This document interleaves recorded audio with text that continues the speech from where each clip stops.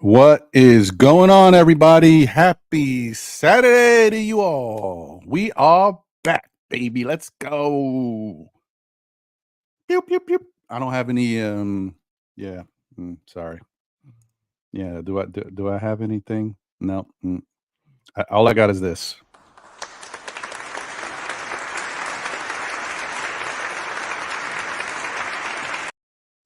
That's right. We back for another episode of Know the Ledge. Another one. Let's go. Anyway, I hope everybody's doing okay. Appreciate y'all. Happy Saturday once again. Um, let me see. I'm charging my phone right now, so I can't. I have to go get that in a second, but I can't really, give you all what y'all need to hear when it comes to the weather that way. But AccuWeather says it is currently 46 degrees. I mean, sorry, yeah, 46 degrees. Then that's the high. So this is it, folks. You know what I mean? And it's going to be raining all day. Coastal flood watch, all that good stuff. Yeah. A lot of wet. Okay. All right. So pause. I don't know. Yeah. So it's gonna be one of them days, y'all. It's gonna go into tomorrow. It's gonna be raining tomorrow too. That's the weather. But hey, man, things are looking good if you're in the East Coast area, New York specifically.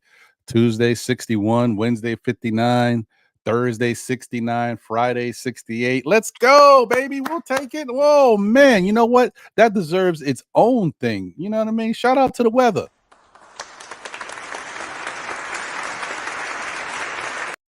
Yeah, let's go, weather. Let's do that.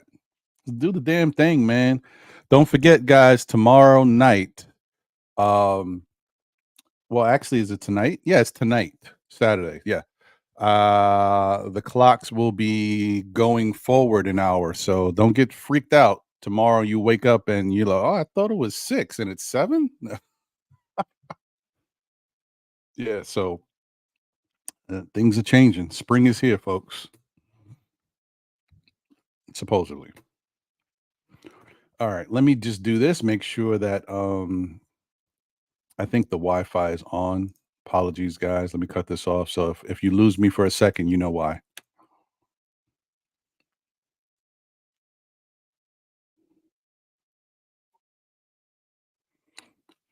Okay.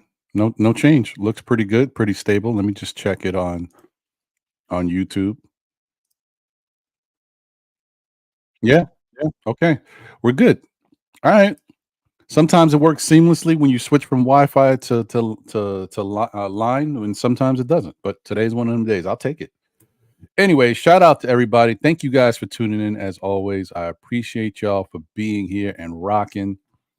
Let me add a little splash of color to this here.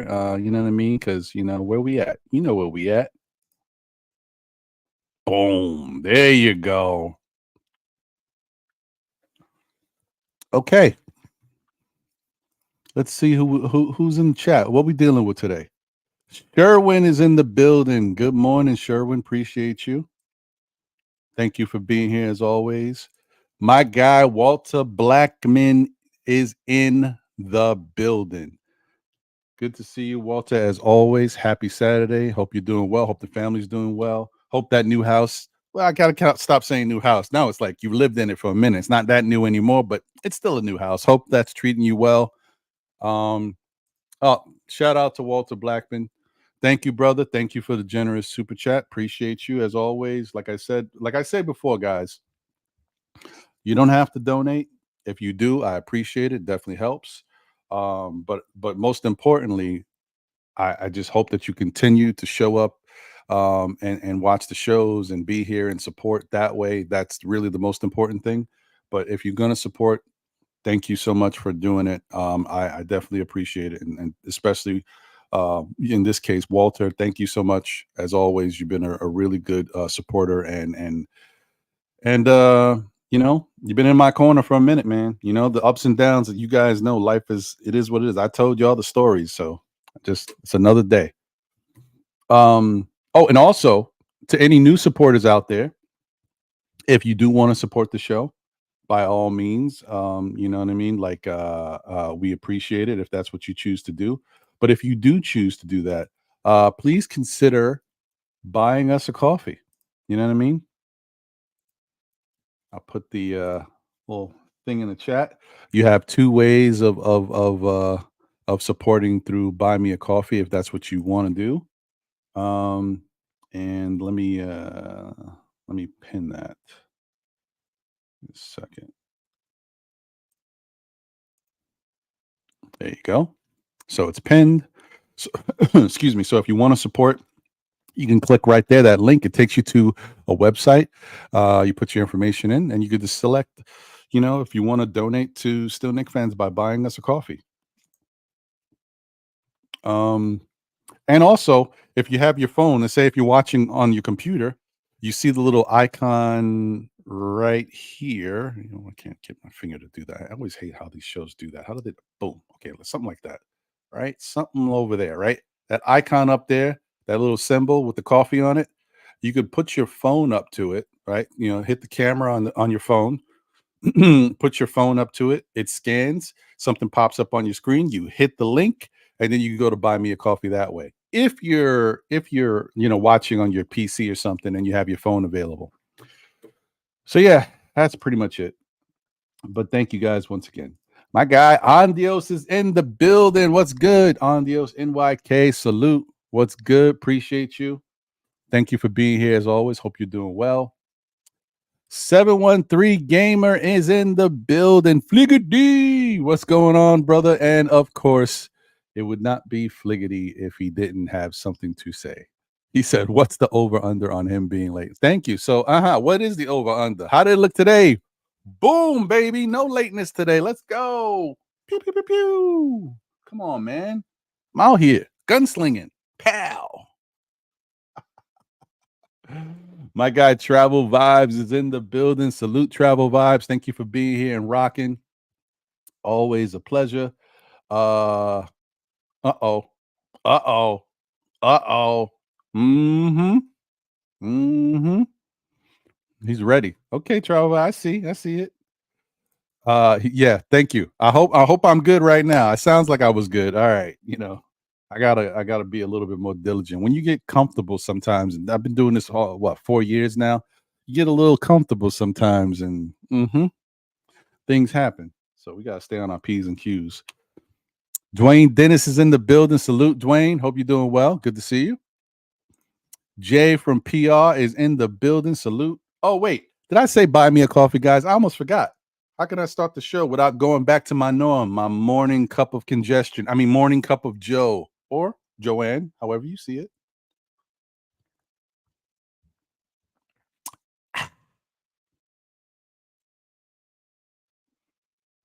Okay. Andio says the rain here is crazy. Yeah, is it? Oh boy. Well, I just talked to one of my best friends in North Carolina, North Kakalaka, and he told me it's raining crazy over there. So it's on its way, folks. Carrie Cox is in the building. Salute, Carrie. Hope you're doing well. What's good? Peace to you. My guy, Stafford Don is in the building. Bo, bo, bo, bo, bo. Don't let him fool you. Oh, no. Yeah. What up, Stafford? JJ is in the building. Salute. What's good? Appreciate you. Oh, wait, hold on. Let me go back. He said, "Blessed morning, Ron, in the chat. Big win last night. Let's keep it going." Appreciate you, brother. Thank you, Stafford. JJ's, what's going on, brother? Salute, Ron. What's good, bro? Ron, his early vibes today. You know it. I was ready, man. I'm chomping at the bit. Let's hit that button. Let's go, baby. Sherwin says, "Look how good the Knicks are when Precious play when Randall is hurt. Tibbs until Randall comes back, play Precious 40 minutes." Well, I don't know about 40 minutes, but I hear what you're saying, though. You need Precious out there. Precious needs to play at least 25 minutes or more. Not no 20 minutes or whatever he's been doing a couple games. 25 or more minutes, man. Precious, right? And especially with Randall out, he should be around 30 minutes. I don't know about 40, but I hear you, though. I'm with you. Excuse me. Where we at? F Sin is in the building. I mean, I think I said that right. What's up, Dat Franco? My guy, what's good? Appreciate you, brother. Hope you're doing well. He said this show is part of my Saturdays. Keep doing your thing. Hey, man, I appreciate you. I thank you. I'm glad that you enjoy the show. And shout out to everybody who's working their job today and are either they're just watching while they're working or they're listening, because some people are working at jobs and they're just trying to get through the day. Shout out to Sean Money, who's told me that he listens while he's working, and other people, Walter Blackman, people that have to that do have to work. I think Walter's schedule changed, but you know what I mean. For those who have to work and be on the grind, hopefully this show does help make your day go a little quicker. I appreciate y'all continued support, man. Thank y'all. My guy, Blood of the Panta, is in the building. What's going on, brother? I hope you're doing well. Always good to see you, man. Appreciate you. Mets, Knicks fans, let's go is in the building. Salute. What's good? Salute, my bro. Great win last night. Yeah, facts.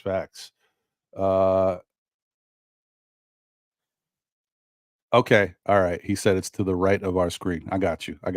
Thank you. That's a better way to say it. Appreciate it. My guy, Louisiana Knicks, is in the building. Salute. What's good? Hope you're doing well. Appreciate you. Looking good. Doing it is in the building. Dimelo, bro. Appreciate you, man. Hope everything's going good. Hope you're doing well. You know what I mean? We got to take it day by day. It's another day. We out here. Cully is in the building. What's good, Cully? Appreciate you. I don't know. I was checking my Instagram. I don't know. It was a little while ago. Maybe it was last week, or I don't know. Time flies. So I'm saying maybe it was last week. I think you was going live or something, or maybe you was in the studio. I don't know, man. I don't know what you got. You cooking up something? What's going on, brother? D Block is in the building. D Block. What's going on, brother? Hope you're doing well. Appreciate you.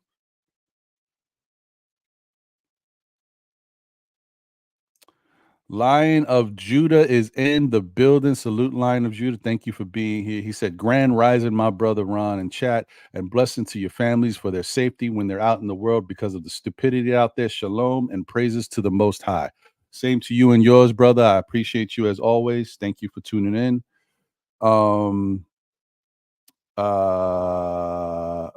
Sherwin put his comment 3 times, so I'm gonna read it, Sherwin. Okay, let's see. Oh, each time you've added to the comment, man. Okay.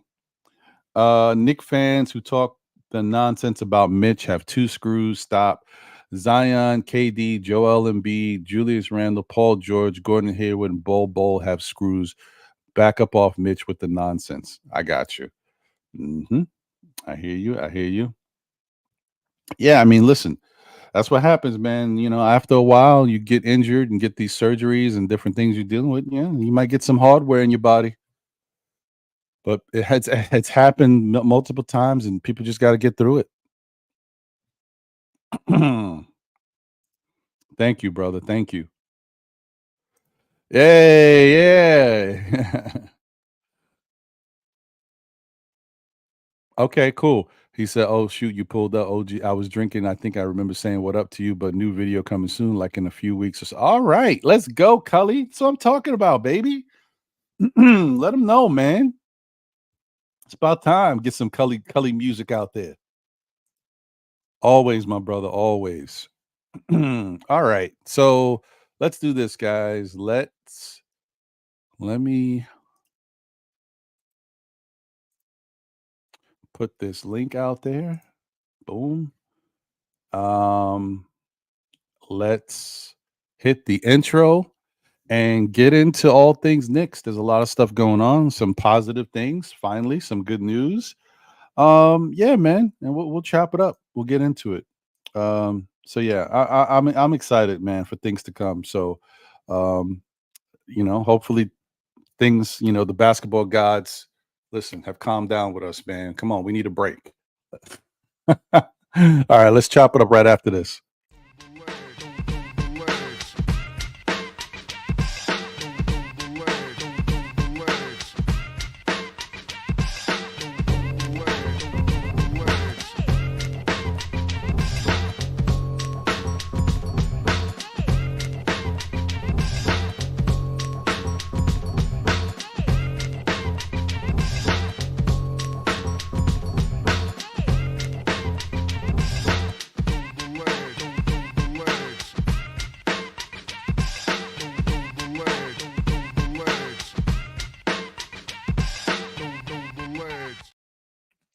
Hey, hey. Okay, I'm done.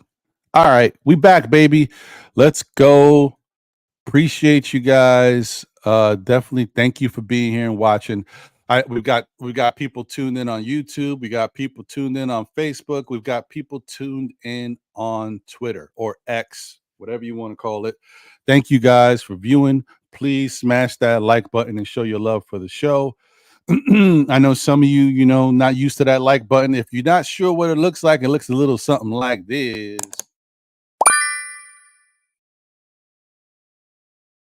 So please smash that like button, show your love for the show. Not only does it help us, but it helps YouTube understand that we got something cooking over here. You know what I mean? So please continue to support us. That helps a lot. I know I talk about the super chats and the buying the coffee and all that stuff. You know, that's important to an extent. It does help, but most important things is you guys showing up, being here, viewing, being in the chat, commenting, putting your information, whatever you want to talk about, your thoughts, your opinions. Most importantly, smashing that like button. Supremely important. So please continue to show your love and do that. Can't tell you how important it is, man. All right. And that being said, guys, I really like, what I'm seeing when it comes to these Knicks. I know they're Jekyll and Hyde. I know they go up and down. We got players that are hurt. Hopefully they're starting to come back now. But there's a lot of resiliency with this bunch, man. There's just a lot of resiliency with this bunch. Like you really like the fact that they are all heart, no quit.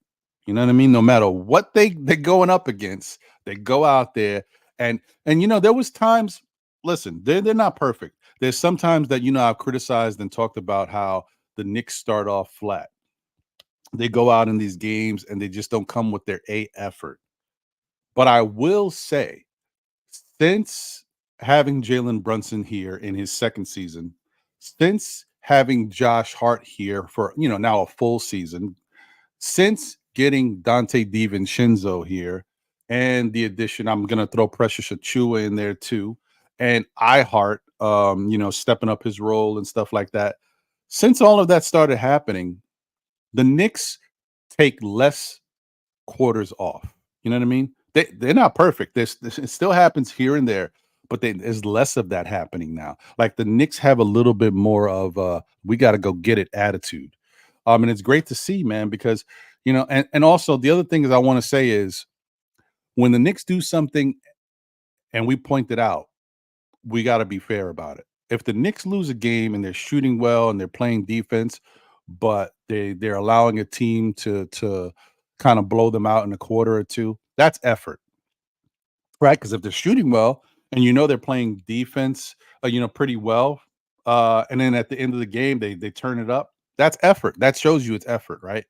But then there's some games where the Knicks go out and they just don't got it.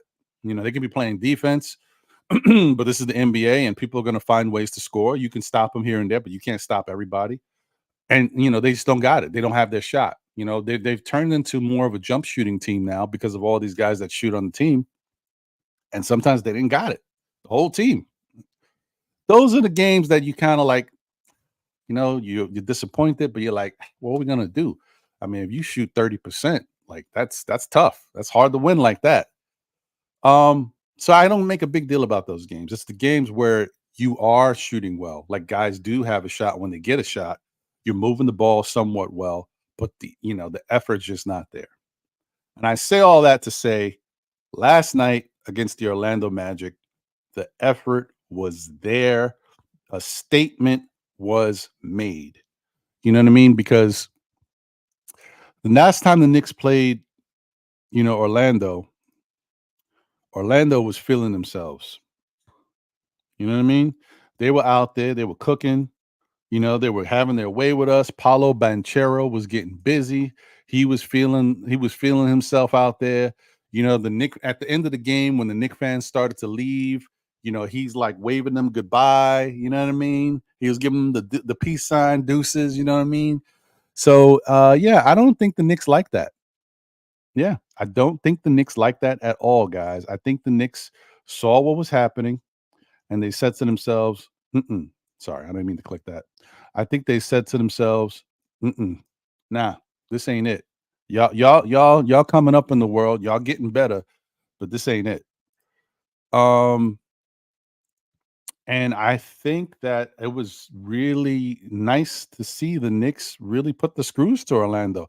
Orlando is one of those weird teams where you know they're not a perennial playoff team and they're still learning. They're a young squad trying to figure out who they are. But they are a hell of a matchup problem for the Knicks normally because of the size, right? And I said that normally, right? But the Knicks have added size since those times that Orlando's been such a big problem. So now it's a little bit more of an even matchup. It's not as big of a disparity as it used to be. And because of that, Orlando doesn't have that extra little edge that they had before. Like they're just the regular team.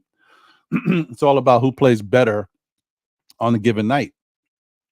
Um, so going into last night's game, even knowing that we're still down Julius, no Mitch, no OG, the Knicks came out and said, not only are we going to win this game because we need to win this game, but we're going to let you feel it. We're going to let you know that we won and it was easy. You know what I mean? And not only did they beat them in really dope fashion, they held them to 74 points. You know what I'm saying, guys? You know what I'm saying?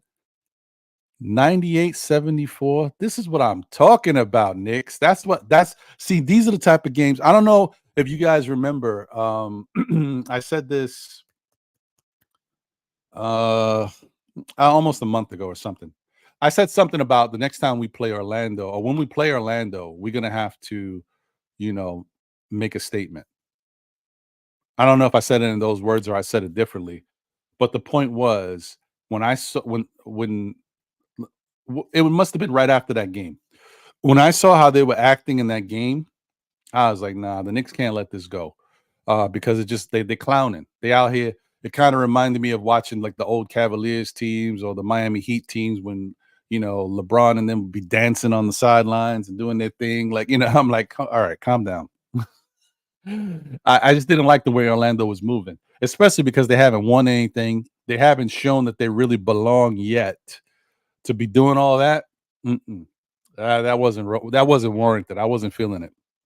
So I was like, the Knicks got to let them know about them. And I can't tell you how happy I am to see that the Knicks went out there and got busy like this. I've said this before. Like, I just think like when somebody does something or says something to you and tries to belittle you, the best way to deal with that is to go right back at them and play your hardest and show them what's the deal. Like that's why I used to always get mad at Quentin Grimes, right? I used to say, "Damn, yo, um, Scotty Barnes is punking this dude." And you know what I mean? Like, how you gonna let this guy continue to tell you you're not him and like you don't got game like that? And then you keep playing this dude and you just go out there and still do the same thing. You're putting up 4 points or 6 points, and you're not doing like I would be going right at this dude. But I don't know, man. It is what it is. Just have to deal with it. And unfortunately, he's not here. 1 second, guys. 1 second.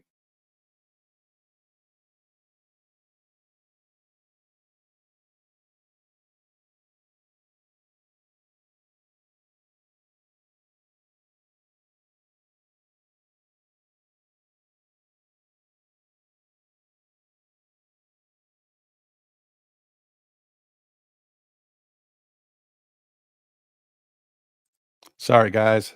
Had to go get my cell phone. It was charging.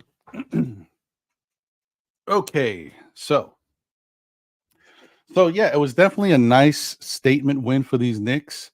Put the screws to Orlando, let them know let them know who's we not the big bad wolf, but we not who you think we are. So it was really nice to see. Mm, and another thing is We had 1, 2, 3, 4, 5, 6. 6 guys in double figures, and one of those guys was Jericho Sims, y'all. Let's go, Jericho. We talking 10 points and 6 rebounds for Jericho. Nice, nice. Hey, man, listen, I know I've told you guys before, and I'm still not backing off on that. I do think Jericho Sims has been in Tibbs's doghouse, and I don't think Tibbs has really warmed up to him being one of the end guys yet. But I will say Jericho has been playing better the more time he's getting. I think that's the thing that, you always got to learn. If you got basketball talent, right? Oh, any sport. If you got talent, um, yet you don't know what to do with it, right? You're a little lost out there. When you play with talented people, with other talented people, and just watch what they do, or be out there on the field or the court with them, you start to pick it up. And I think that is also helping Jericho Sims to be out there playing with iHeart and watching iHeart's motor and what iHeart does out there. Out there playing with Precious and seeing how Precious moves around and plays defense on guys and how he's getting in their face and blocking shots and altering shots. He's like 6'8", 6'9", y'all. And he's blocking shots and affecting team. Like last night, Precious had wait, hold on. Yep, he had 5 blocks, guys. I mean, come on, man. 15 points, 14 rebounds, 4 assists, 2 steals, 5 blocks. Precious Achua played 39 minutes. Remember, guys? Remember the trade when we got OG and like Precious Achua? Yeah, Precious Achua. So let's go, baby. Like, you can't be mad at it, man. You can't be mad at it.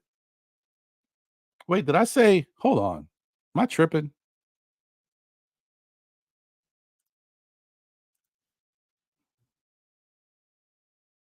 Wait a minute.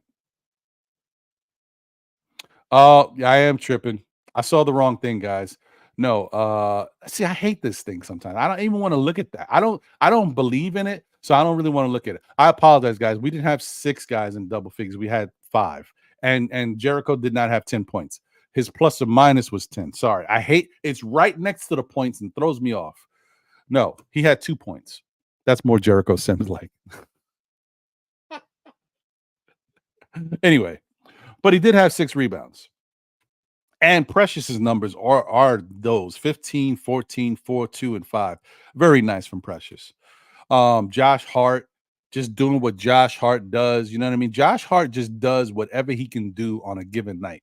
I really don't know, Knicks fans. Listen, I gotta tell you, if you continue to talk negatively about Josh Hart, I don't know what you're doing. I don't know what you're doing. 19 points on 8 of 12 shooting, 3 of 5 from 3, 7 rebounds, 4 assists. Like, I get it. He doesn't always have the shot going, but we already talked about how he puts up the rebounds. He'll get assists, steals, whatever he needs to do. Like, you got to give Josh Hart, like, you got to let this guy rock. Donte DiVincenzo did not have a good game shooting wise, yet he still will do whatever he can to help the team. 4 rebounds, 6 assists, 2 steals, 1 block. He finished with 11 points on 3 of 13 shooting from the field. He just didn't have it last night. He had like a little spurt where I think he hit 2 or 3 shots in a row, like, as far as his shooting, but he struggled. He struggled all night. I mean, as you can tell. You know, Miles McBride played great once again. 19 minutes, 5 of 7 from the field, 3 of 3 from 3. He had 14 points, 3 rebounds, 1 assist, 2 steals. I mean, listen, man, Miles McBride is getting better and better every game. So shout out to Miles, bro. It's really nice to watch. Deuce, I'm happy to say, you know what I mean? You were one of my favorite players since we got you. But I'm happy to say, like, now, I'm not alone. There's other guys who really love Deuce. So he wasn't my favorite player. He was one of my favorite players. Just saying. RJ, you guys know it was RJ. And then last but not least, the return of Jalen Brunson, folks. 26 points, 3 rebounds, 2 assists. I mean, 11 of 19 shooting. That's 57% from the field. 4 of 7 from 3, 57%. That's how you make a return, guys. This guy's, he's just the consummate. He's just man, smooth, bro, smooth. You know, it's beautiful to watch. All right, let me do this. Let me get my guy Mets in here. Mets, what's up, buddy? Salute, Ron. I'm going to say this. I did not expect that last night. I mean, most of Mhm. us, you included, were basically given last night's game to Orlando. Low. And even I gave it to Orlando but there was still a small part of the back of my mind thinking that it could be a trap game against for Orlando against us instead of the converse. And what happens? We come out hungry. We come out wanting to rip the Magic to shreds, and we finally beat them after the last five, after losing 5 in a row to them. Yeah, that's true. Um, well, I don't know. I don't think I said that. I don't think I said that I thought Orlando was gonna win, but I did think it was gonna be tough. I did think it was gonna be tough, and I wasn't sure what Nick team was gonna show up, but the right Nick team showed up, and obviously the addition of having Jalen Brunson out there and Jalen Brunson playing well is the difference, in my opinion. If they didn't have Jalen last night, I think we would have lost. Uh, And, um, and of course, we would have been handicapped with Tibbs only going with 8 players instead of putting Shake in much sooner, instead of right. using him in garbage time. Well, Tibbs is a creature of habit. You know he's going to bring Shake along slowly. And really, it goes back to a while ago. I said something a couple years ago with these young guys. Sometimes when guys aren't playing good, and the fans are saying stuff, and everybody can see it. Sometimes as a coach, you're like, I know I could make a change, but I don't want to make a change right now and lose the player. You know what I mean? It's too early to lose the player. And I feel like Tibbs did that a while ago. If you guys remember, there was a time where certain guys on the team were struggling. It was Fournier, Kimba, and people were like, yo, Yeah, but getting those pieces, that's on the front office, not him. oh, no, no, no. I'm not talking about that. I'm saying that Tibbs easily could have sat Fournier early and Kimba early. He did it later, but he could have did it early because they were struggling for a while. But he knew that if I take them out of the game now, one, it's going to say something to them, and the fans are going to be like, "Oh, you see, they are trash. Look, Tibbs benched them." You know what I mean? It's going to change the dynamic of what's going on with the team, and you don't know. These guys are players on your squad that you're paying money to. You might still need them. So I think Tibbs kind of, and the reason why I'm bringing it up is because I think Tibbs realizes something's not right with Burks. All right, I'm going to tell you guys again. I'm sorry, I'm not no homer for Burks. I didn't really love everything Burks did with us, but I'm telling you, something's not right with Alec Burks. He doesn't play this bad, and he is horrible right now. His shot is atrocious. And even with Detroit, he was shooting a lot better than this. So something's up with him, and I think Tibbs is seeing it. Tibbs is trying to wait as long as he can, but I think Tibbs is eventually going to wind up yanking Burks. Shake is going to get those minutes, and Burks might be. I mean, Burks is at the point where he could get cut from the team. That's how bad he looks. Never So should. I don't know. They never should trade for him in the first place. If they But just but but Mets, here's the thing, and it's not just to you. To all fans that are Knicks fans or whoever, there's a lot of people talking about Burks is trash or he's washed. But he wasn't washed with Detroit. He was winning games for them in the fourth quarter. If you look at his numbers, he was shooting 40% from three. He was shooting 90% from the free throw line. With the Knicks, he's shooting 81% from the free throw line. He's shooting like 36% from three. Like, and then from the field, he's shooting atrocious. He's under 40%. Like, he was shooting way better than this. No one could expect that this was going to happen. if I had to guess, it's the transition from small to big market and going back to big market for second time. It's basically built Mm, that pressure of I gotta do better to appease the top brass of a big market. I gotta appease the fans at any cost. We're in a playoff situation. That's causing the buckle under pressure. Whereas Detroit, you're with a bottom feeding team that hasn't been good, been consistently good in over almost 20 years now. hmm You're like, what have I got to lose? I can ball here. mold the young guys into Miami into an image that would help the culture for the better, and be basically a floor general when applicable. Even though I think Monty Williams made a mistake in going to Detroit. Maybe you're right there. Maybe you're right, but maybe he saw the opportunity to really take a young team to the next level and, like, start fresh, because he was, I think he had a nice vision for Phoenix, but obviously it fell off the rails pretty quickly with what they had going on over there. So That's true. But still, in New York, Burks doesn't have that ability. It's a guy several years younger than him, taking command and basically being the head honcho of the mhm. floor general role in the front five.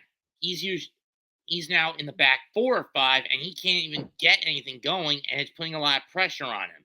It's the stereotypical stage fright. And the fact he's mad that Tibbs isn't putting him in for more minutes than he thought he'd get coming back under the Tin Man. Unfortunately, and this has led to the trade-off of his productivity suffering and Deuce looking like he's going to be the new backup one on long term going forward. And I wouldn't mind that. But that said, with that initial trade, I was not a fan of bringing Burks back. Bojan, I didn't have a problem bringing in. But if we had kept Flynn and just shipped out Grimes and Fournier in the draft pick, then it would have been fine. But no, we had to ship out Flynn to get Burks as a secondary piece. Flynn was a competent piece, no matter how little we used him. Yeah. I mean, that was, in my opinion, the major mistake with that trade, shipping out Malachi Flynn. Yeah, you might be right. That might have been that. Yeah. That I honestly, you know what? And I said this too, Mets. I think you're right. I agree with you. I think they should have kept Flynn. But probably maybe they had to let him go because the money had to match with the trade. I don't know. Or maybe Detroit just really wanted him. But yeah, I would have been happier had we just got Bojan and just kept Flynn. I think Flynn could do much better with the minutes that Burks is getting right now, or the lack of, because if you notice, those minutes keep going down more and more. Yeah, I agree with you on that. That's true. Sometimes it is what it is, man. You gotta. The fact that Burks is only good in situational matchups. I mean, he did competently against Atlanta, but against Orlando last night, he was gassed out. Right. And this was on 3 days rest. Yeah. I don't know. Sherwin, shout out to you, my brother. I just wanted to let you know, and this is for anybody. Just so you know, when you delete a message, it gets deleted for everybody else, but the host of the show still has the old message. So sometimes, we don't know it was deleted because we're looking at a different screen. If you're looking at the production room here that StreamYard has, the behind the scenes, it just shows you the original stuff, and it doesn't show you that a message was deleted by Sherwin. Just giving you a heads up. So that's what's going on, brother. You deleted it probably, but I still see it. Yeah, 713 Gamer says need more people to hit that like button. So please do hit that like button, y'all.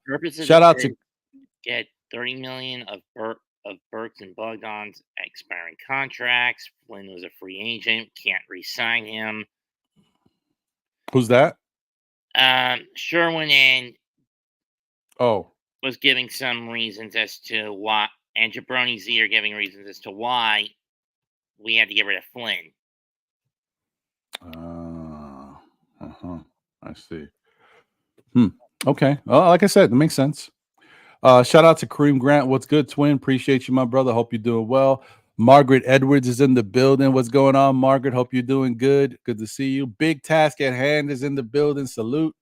Yes, the Knicks finally put the Magic in their place. It's about time. This has been a long time coming, but in all fairness, the Knicks really didn't have the right personnel to do it. We're a very small team. We had some issues, but we got enough dogs on this team, even with guys out, that we can show them some fight. And the Knicks shot pretty well. Outside of Donte, everybody was shooting pretty well last night. Trouble with the fact Um, next up, it's a doubleheader against Philly, and Philly's going in with a massive handicap. oh, Namely, aside from no Embiid, no Maxey. yeah.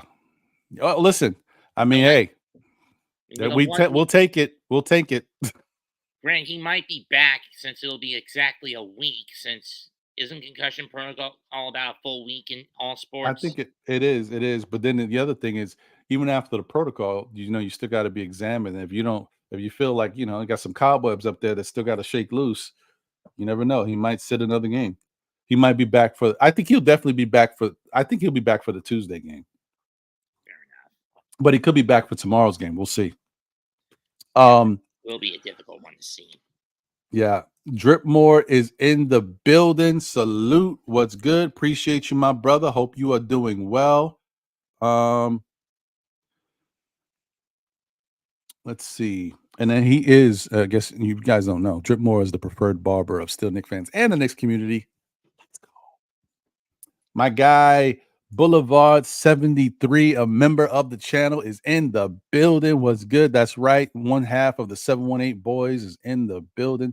Shout out to them. Please tune in tomorrow. I believe it's 10 a.m. for the 718 boys on Blorange Tears.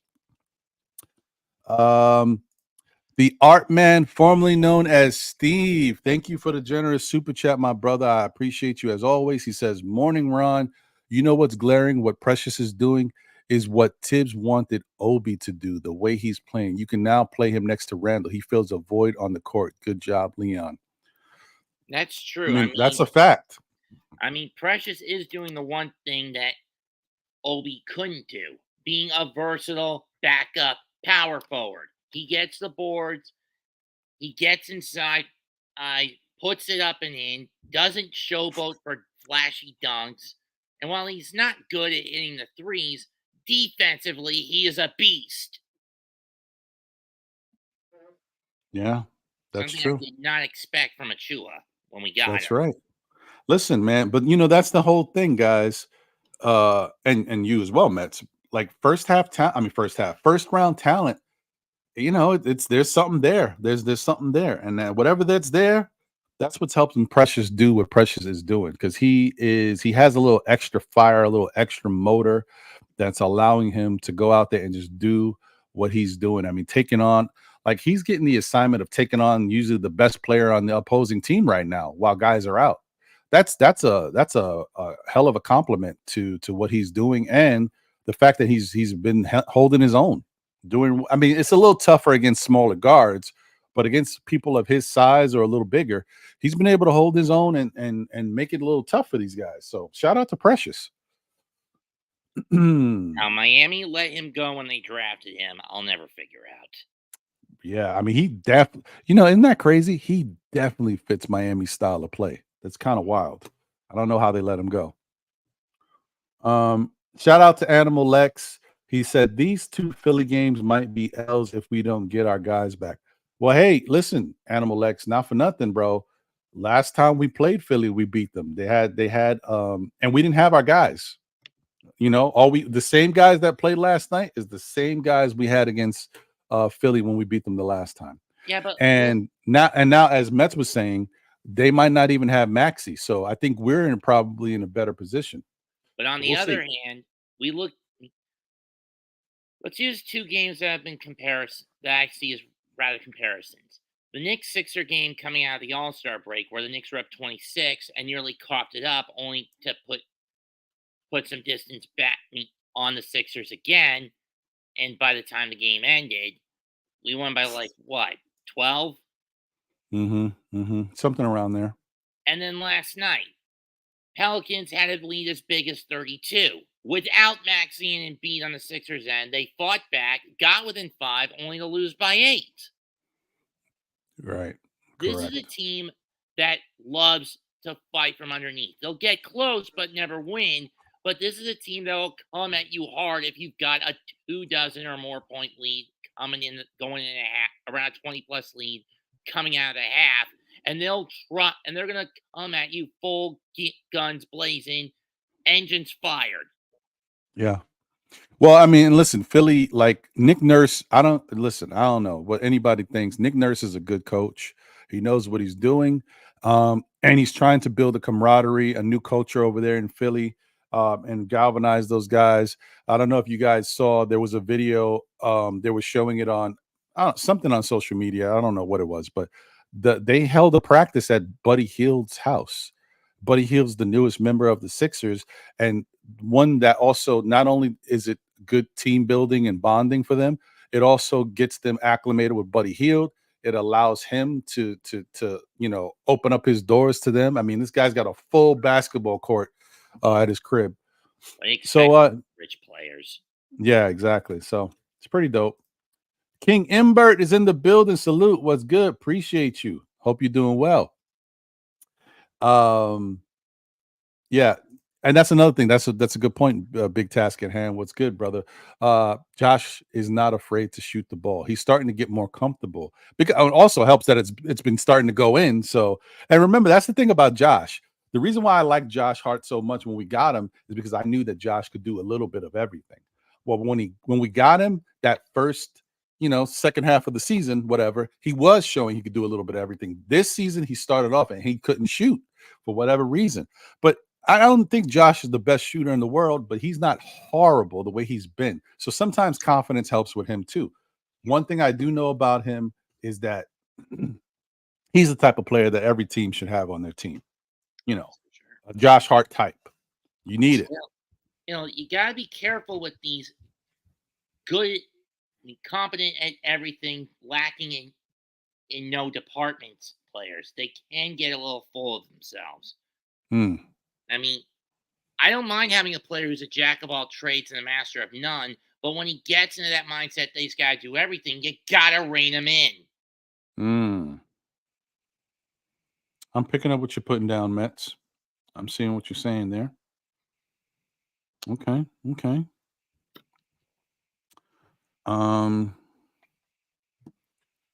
Organic Fanatic Show is in the building. Salute. What's good? Dímelo. My guys. Appreciate you guys. Please go support their show if you haven't already checked them out. Organic Fanatic Show on YouTube. Agent Super Argo says, Philly knows these are do or die times in the second half of the season. Everyone's trying to ramp it up with 20 left. Well, actually, it's now down to 19. And yeah, that's true for Philly. I mean, they're in a tailspin. They're now basically outside looking in via the tiebreaker they don't hold over Miami.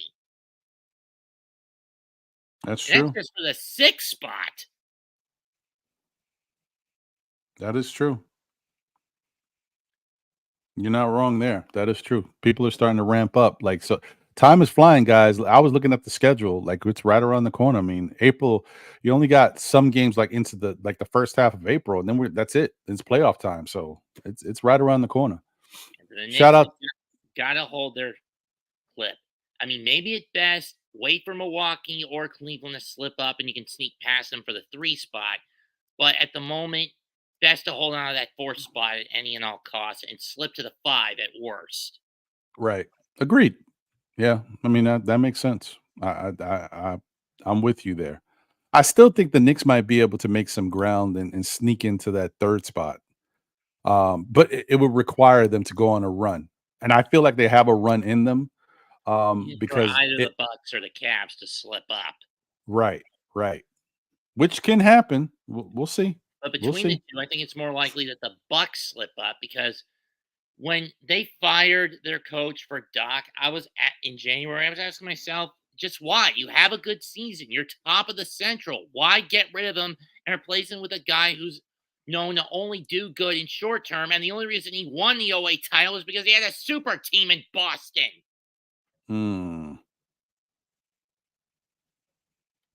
That's true. That is true.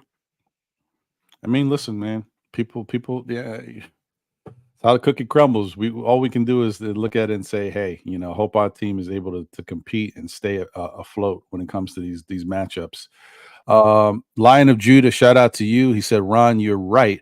When I was younger and the guy tried to punk me, I showed him that I play on both sides of my game, playing defense first and my offense above the rim also. I got my opponents. And I got my opponents, should I say. Yeah, that's what you got to do. You got to go right back at them. You can't let people, can't let people punk you. And then the next time they see you, no difference. Then the next time, like Quentin Grimes saw Scotty Barnes twice after Scotty Barnes said, "You are not him," and did nothing. I mean, come on, man. You can't do that. You can't do that.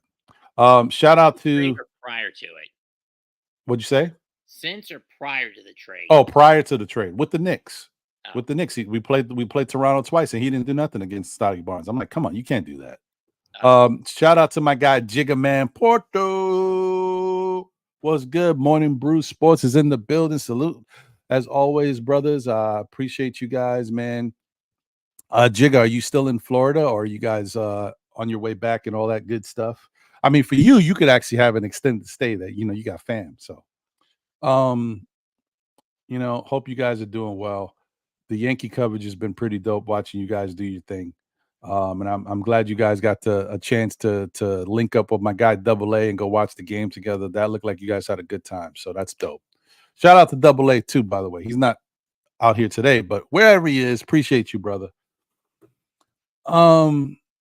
Freeman 48 is in the building. Salute. What's good, Freeman? Hope you're doing well. D Nice 77 is here. Salute. Appreciate you.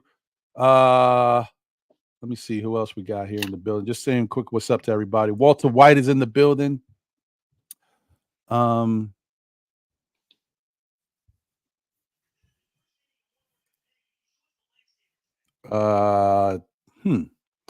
Sherwin says, Ron, have you seen Shake play? Shake is the 14th player on the bench. Shake is not a shot creator. Shake's comparison is Frank. Yeah. Okay. That doesn't mean that he won't get minutes over Burks if Burks keeps playing this way. That mean it doesn't change anything. Now, what does change is once Julius Randle can come back, once OG Anunoby is back, neither Shake nor Burks would get minutes. So it doesn't really matter. But what I'm saying right now is that if guys are still out and Shake is available and Burks continues to play the way he's playing, Shake is going to get minutes. You know why? Because you should appreciate this, Sherman, because you're a defensive guy. Shake plays defense. He hustles. He gives you that defensive thing. Offensively, he may not be a shot creator, but neither is Burks right now. So what's the difference? You know what I mean? So you're going to see him. If Tibbs wants to, make that change, which I think he's leaning on it. I don't know. He's still thinking about it. We're going to see it, but I don't know. Let me see here. A la Wise is in the building. Appreciate you, brother. He said, Ron, getting Burks and Bogey was more about Grimes and Fournier getting moved out and 29 million coming back, adding to our future flexibility. Yeah, 100%. There's nothing wrong with making the move. I would have done the move too. You got to do the move. First off, we had to get rid of Fournier. We could not keep Fournier on this team past this trade deadline. I mean, this would have been ridiculous. Yeah, he had to get him out of here. So it is what it is. Let me see here. Jabroni Z is in the building. He said the purpose of the trade was to get the 30 million off expiring contracts of Bogan. But yeah. There you go. Agreed. I'm with you guys. I agree. 100%. I'm right there with you. It had to be done. It just was something that needed to happen. I'm saving this guy. Okay. Let me see here. I think I got everybody. Oh, wait, there's another brother. Wiz BKLA is in the building. He said, he said, salute Leroy from fame. This was a statement win to let those young kids in Orlando know who we are. I ain't all that. Yeah, Leroy was a little different animal,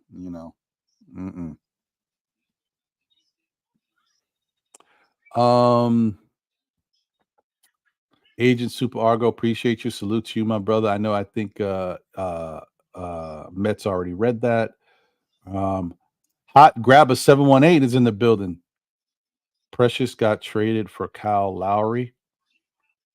Oh, well, yeah, that makes sense. Mm-hmm. I could see how they felt they needed him. Mets 21-28 over there, dropping his own stuff. Long Island Sound is in the building. Salute. He said Boston is soft. Bucks ain't it. Cavs, we have their number. Cavs, we have their number. Miami, no chance if we are healthy. The New York Knicks are healthy, are the best team in the East. All facts. I want to say we're right there if everybody's healthy, but I can't take away what Boston is doing. Like, it's tough, man. I hear you though. It's just tough for me to commit to saying that we're better than them, at the moment. I want to say it. It's tough because they're a really good squad over there. I don't know. It's tough, but I do think we can beat them. I'm just saying. I just think they're a really good squad. That's 100% true, Art Man. Shake is not Frank. I would agree. I don't know what Frank has done in the league to really gloss over. I mean, it's been tough, man. I don't know. Sorry, Frank. Anna Grill's in the building. Salute. Would love to see Shake get a look. He is not Frank. Agreed. Salute, G-Man 78. What's good? Hope you're doing well. Appreciate you. Thank you for being here as always. My guy, Sha Powers is in the building. Sha, appreciate you, man. That's right. One half of the Knicks Real Talk crew with Sha, my guy Devon. Please support this show and show them some love. Okay. So, yeah, I mean, that's what's going on there. I shouted everybody out. I got it. Okay, done and done. Got you. All right. Good to see y'all. Please smash that like button. Let me see here. Shout out to those who are viewing on Twitter. Once again, shout out to those who are viewing on Facebook. And once again, appreciate you guys being here on YouTube. Smash that like button and show your love for the show. The good thing we got to witness was the return of Jalen Brunson.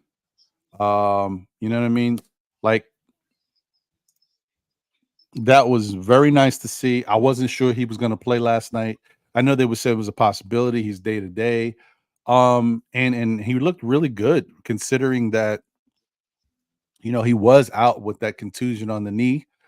He looked really good. He didn't look like he really missed a beat out there. I mean, I already talked about it. Shot 57% from three and from the field and 26 points. Yeah, so it was nice. I mean, that was definitely a welcome sight to see Brunson out there and playing well, and we definitely needed it. The other thing, I think, for whatever reason, man, those Villanova boys, they play well together. They have a really good chemistry amongst themselves. They have fun when they're out there. And it's just nice to see, man. And I love the fact that Anthony Black was trying to get all up in Brunson's face. I was like, yes, let's go, more of that. You know why? Because I'm looking at it, I'm like, Brunson is gonna cook this kid. Like, keep it going, Anthony Black. Let's go, baby. But if you look, after all that stuff had happened, he didn't really play a lot after that. He played a little bit later not in the fourth, or the end of the third, or maybe it was the fourth at some points. But for the most part, I mean, he is a backup. But yeah, I wanted that, man. I'm like, yes, we need that. Light a fire, guys. That's what happens when you have a good team and you got players that are just gonna go out there and do what they got to do. They love when somebody is trying to go at them and downplay them and think that they won't get cooked. I love it. Come on. I was excited. You got to understand. You should have seen me looking at the screen. I'm looking at Anthony Black getting Brunson's face. I'm like, yes, yes, more. Oh man, I love it. Yes, I did. That's why I'm a little congested, but I can't. I got to be me. You know what I mean? I got to be me. Now, of course, I'm babysitting this coffee. It's getting cold, but it is what it is. But speaking of coffee, I'm drinking my coffee. But hey, if you want to buy me another coffee, by all means, click that link that's pinned into the chat, or you can hover over your screen there to the right of your screen, the top right, with your camera phone, and hover over that. It gives you a link, and you can go there and buy me a coffee. I can never have too much coffee. Shout out to the congestion gods.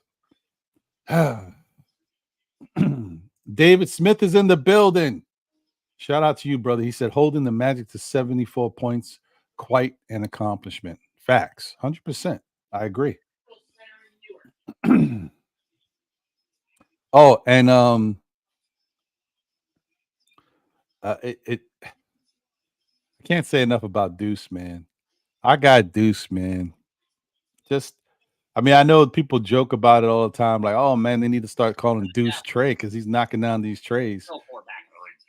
Yeah, man. He's looked good, bro. He's looked so good that he's now a fixture of the show.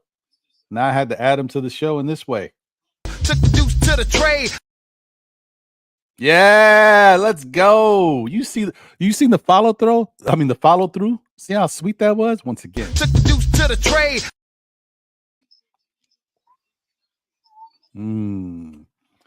My guy Deuce. Let's go. Yep. Let me see. JM3 is in the building. What's good? Appreciate you. Thank you for being here and rocking. Paris Doug is here. Salute, Paris. Hopefully you are doing good and life is treating you well, brother. There's a key hockey game about to be on right now. Who's that? Hurricanes and the Devils. Specifically because look at who the Hurricanes got at the deadline. They managed to snatch up Jake Gensel from Pittsburgh and Evgeny Kuznetsov from Washington. Mostly for the draft capital. Back in my day, Mets. Back in my day, I used to actually know a lot of these players, but I don't remember when was the last time I actually sat down and watched a full hockey game. Things have changed so much. I feel like I'm so old with it now since it was back in the day when the Rangers had Richter and who was the backup goalie who eventually replaced him and was just as good as Richter, if not better. Lindquist? No, not Lindquist. What was his name? Years later. I mean, initially Lundqvist, it was Healy, but he stunk. And then they tried various other journeyman goaltenders. I remember the Rangers having Osgood at one point. They had Van Beesbrook. Oh, Van Beesbrook. I remember that name. I think it was Lundqvist, bro. I think there was a small overlap between Richter and Lundqvist. I think at one time they had both of them. I could be wrong, but I feel like at one time the Rangers had two incredible goalies. And then when one of them, who was already incredible, left, the next one became the starter full time, and he was incredible. I feel like it was Richter and Lundqvist. I mean, I could be wrong, but it feels like that's right. But whatever. Yeah, I mean, I love those days. I mean, Brian Leach was my favorite player. I miss the rough and tough days of hockey. I mean, these days hockey has been as badly toned down as basketball, and some would say even worse. But then again, all sports have been pussied up across the board. And down here, one of the big sports back when I first moved down here, it was stock car racing. Yeah. And then when Earnhardt died in that wreck on the final lap of the 01 500, things started to go downhill. Yeah, true. Sherwin says Shake is in the top 25% of defenders. I will give him that. That's what I'm saying. Like, he kind of fits. He's a Tom Thibodeau type player. And if he can bring anything offensively when he gets a shot, I mean, honestly, look, best case scenario for the Knicks, worst case scenario for the Shake is that OG comes back in the next couple games, and then Randall is maybe a couple games or 3 or 4 games after that time, and then Mitch maybe 3 or 4 games after that. And Shake doesn't see any time, but the Knicks get better. You know what I mean? And the only It time is what it you is. would see is the garbage time if they're up 20 or 30. Exactly. Shout out to JW. What's up? What's good? Appreciate you. And Wiz, no, I'm not adding the ankle breaker and the dunk because that wouldn't be the point of me saying Took the deuce to the trade. You know what I mean? Take the deuce to the trade. Like, you can't take the deuce to the dunk. And that's not what we're doing here, Wiz.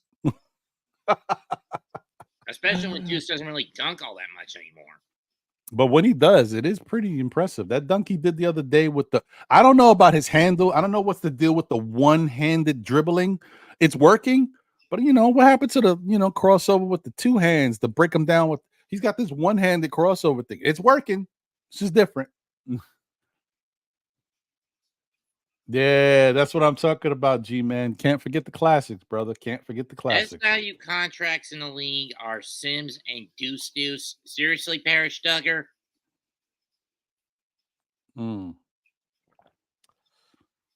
Well, I mean, he's right, because if Sims goes out there and does anything competent, comfortable, shows confidence, you're getting a good. I mean, we got Sims $6 million for 3 years.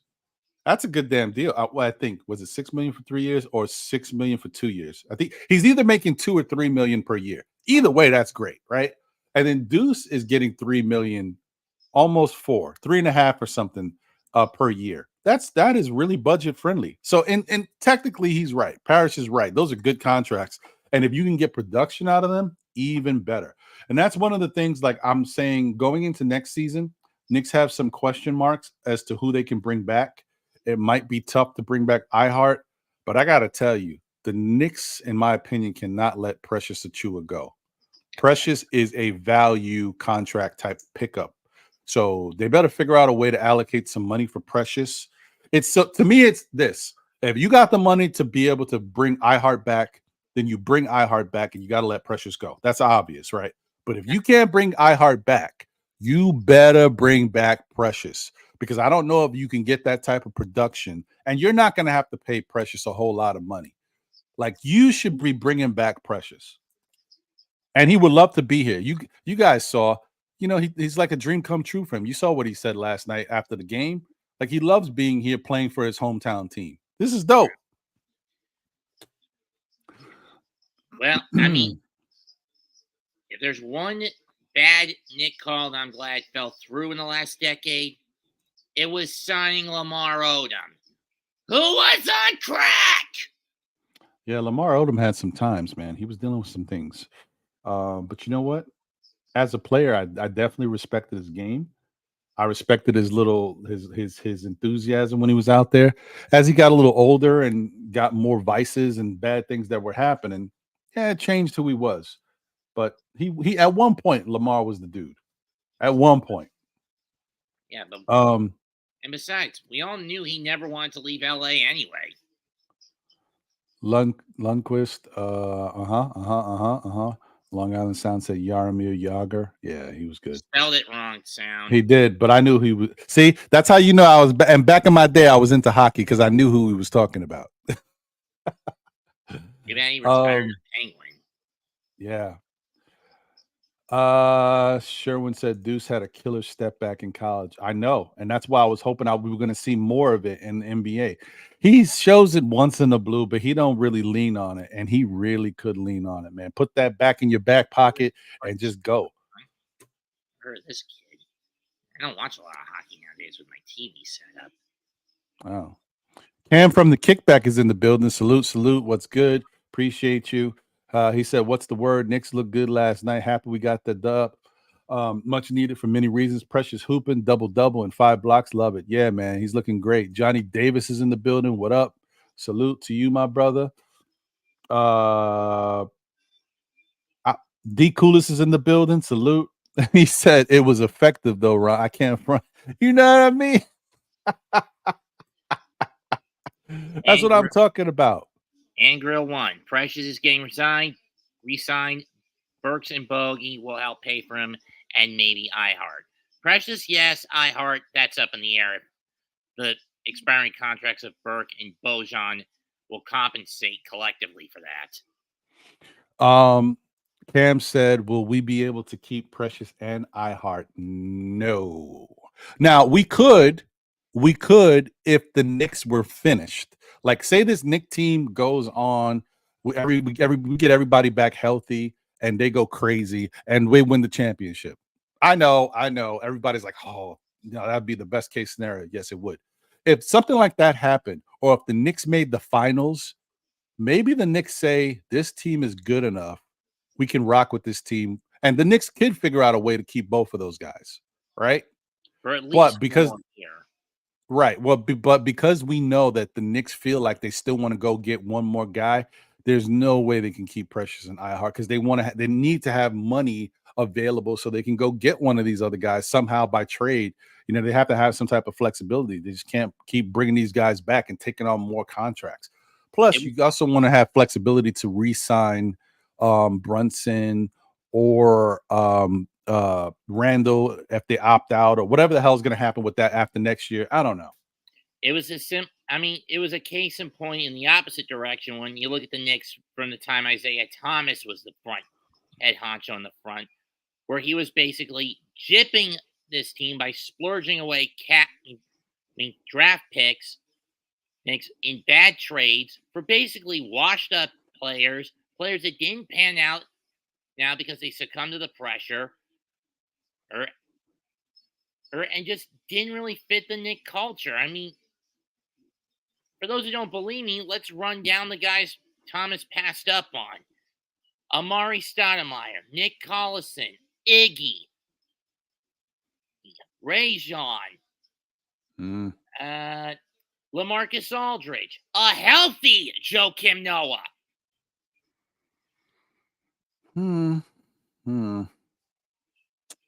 Yeah. Why? Because he was more of a win now mentality, but in the wrong way, choosing star power and name recognition over young developing talent.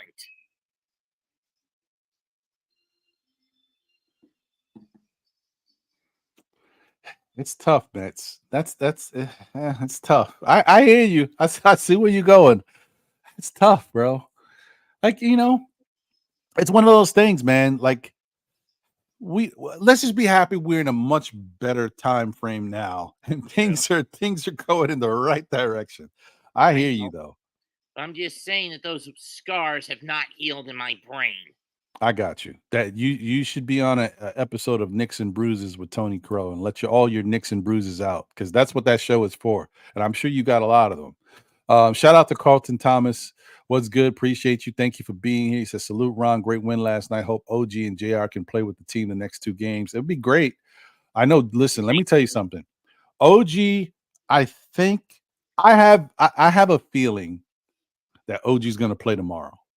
I don't know why, but I have a feeling he's going to play tomorrow. If not, I think Tuesday he's definitely playing. But I think he might play tomorrow.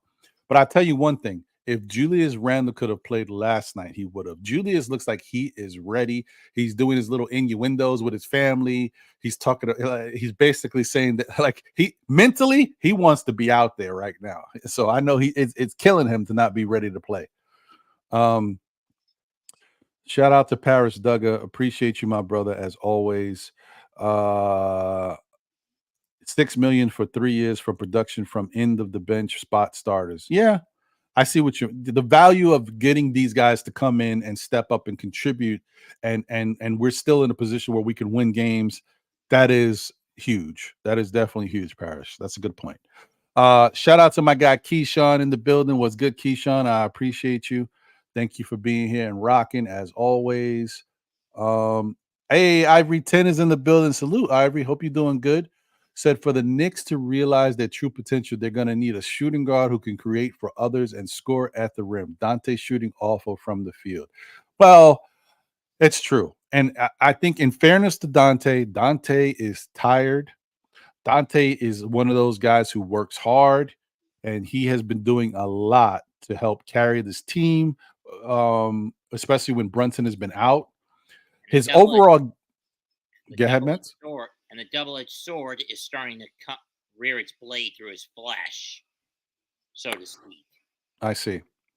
And the other thing I wanted to say with regards to Donte is, guys, let's not forget, Donte is he's a pretty good shooter, right? Standard wise, he has good numbers. But this year he's been shooting unbelievable, right? And he's never shot this way. So if he comes back down to earth here and there at moments, you got to understand, for his career, that's who he's been. He has gone up and down. So the fact that he is shooting unbelievable right now, you got to give him a little leeway, especially the fact that he's playing so many games, playing so many minutes, having to take on the offensive load. Like, at one point, Donte was our number one option. Donte hasn't been a number one option in his career on any team, and except maybe college. I don't know, maybe at one point in college, but this is what the Knicks put him in this position. Like, it's a lot to ask of this guy. And that's part of the reason why he wound up hurting his hammy, because he was trying to do so much out there and consistently and playing tough and rough the way he does, giving all that effort. Things creep up on you. Shout out to Felicia Lee. What's good, Felicia? Good to see you. I don't always see you in the chat. I know you're available when you can be, but appreciate you. Let me see. I think I got. Yeah, that's what I'm saying, Sha. So you asking what I was already saying. I believe, I have a feeling OG comes back tomorrow, but if not, I think he's back Tuesday. But I feel like he's gonna be there tomorrow, man. Something's telling me I feel like OG's coming back. My guy Silk Sutton is in the building. He said, "Hey Ron, Obi coming off the bench, averaging 15 minutes a game. Hashtag Tibbs was right." Yeah. Oh, well, listen, it's a shame, guys, because I definitely think OB's confidence has really taken a hit. And then, because he's one of those players, that he needs his confidence to be on a high in order to put out really good production. When he was at moments where the Knicks, when Thibodeau had him kind of in the doghouse, he had confidence issues. As you could see, that moment when Julius went out, and Obi played the last, was it 6 games of the season, and he went off and had some really good numbers. And when they interviewed him, he talked about, my confidence. He was honest. My confidence was a little low, and I'm just feeling a lot better about things. And I got what he was talking about. He was talking about his confidence in regards to how he was working with Tibbs and how Tibbs was looking at him and what he was doing out there. So it really does matter. And then imagine having that type of situation. Imagine feeling like, I'm fed up. You know what I mean? You guys don't want me here like that. Tibbs doesn't want to put me in the role that I want to be in. You don't believe in me. I'm always going to be behind Julius. You know what? I need to get out of here. Then he gets traded to Indiana. Indiana gets him. He feels like he has a new lease on life, a second chance. He's playing with one of the best point guards in the league who can definitely get him shots.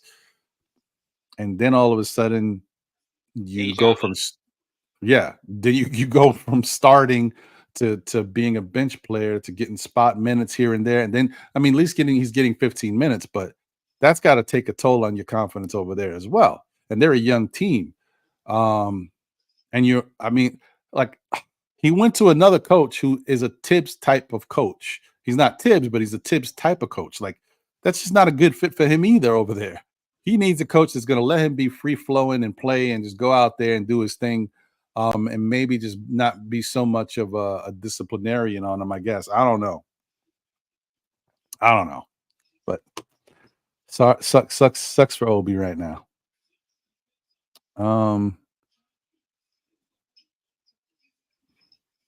NYC BBall 08 is in the building. Salute. What's good, family? Hope you're doing well. Always good to see you, my brother. Um, Yeah, so Ivory says Dante's three-point shooting is average the last 10 games, but his field goal percentage the last 10 games is in the 20s. Love Dante, but we need better. I get he needs help. Yeah, and so the thing about Dante that you don't worry about is that once you get back an OG or you get back a Randall, they take the pressure off of Dante, and then Dante can do his things in the background the way he used to before. Dante is a really good role player, six-man type on any basketball team. When you make him a starter and expect him to be one of your primary scoring options, you're putting a lot on Dante. He's not really done that anywhere he's been. And so uh I just it's just a lot. His game is a certain way. He can score he can get to the rim.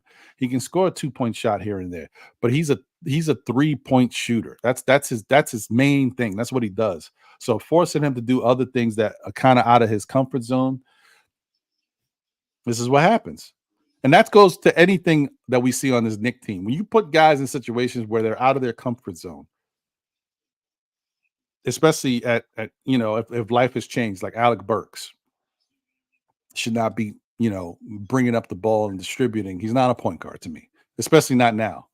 Like just certain things, like you got to be able to play these guys in their position, and then if you put them in the position and they still don't do good in the role that you expect them to be good in, now you got a problem. Now you can say, I got to get rid of this guy.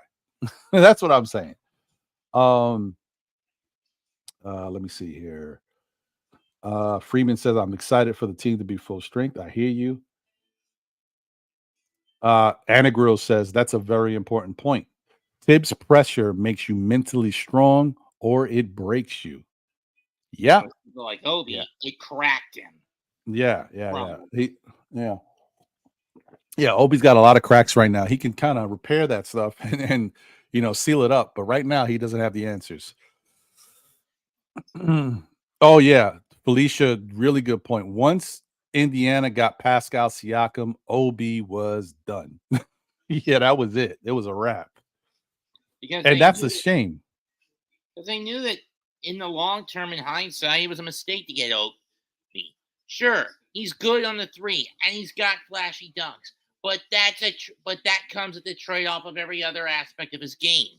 The guy's not good at defense. He's not good on the perimeter or up close. He's not good at really putting up close point shots. And his free throws are mediocre at best. Sure, he can block when he's applicable, but that's probably the only good aspect of his defensive game, or lack of it. I mean, this is coming from someone who watched him play at Charlotte back in 22. Against Charlotte in 22 as a Knick. Yeah. And the only game they beat the Hornets in that year. Yeah, I mean, listen, it's true. I can't fault you. I mean, this is how you feel about Obi. And a lot of fans do. And I tried to give that kid a bone, but every time it looked like he'd reach the pinnacle of a Jedi Master, especially at the back end of the 21-22 season, he'd regress back to a Padawan. Or worse, he'd regress to a damn youngling.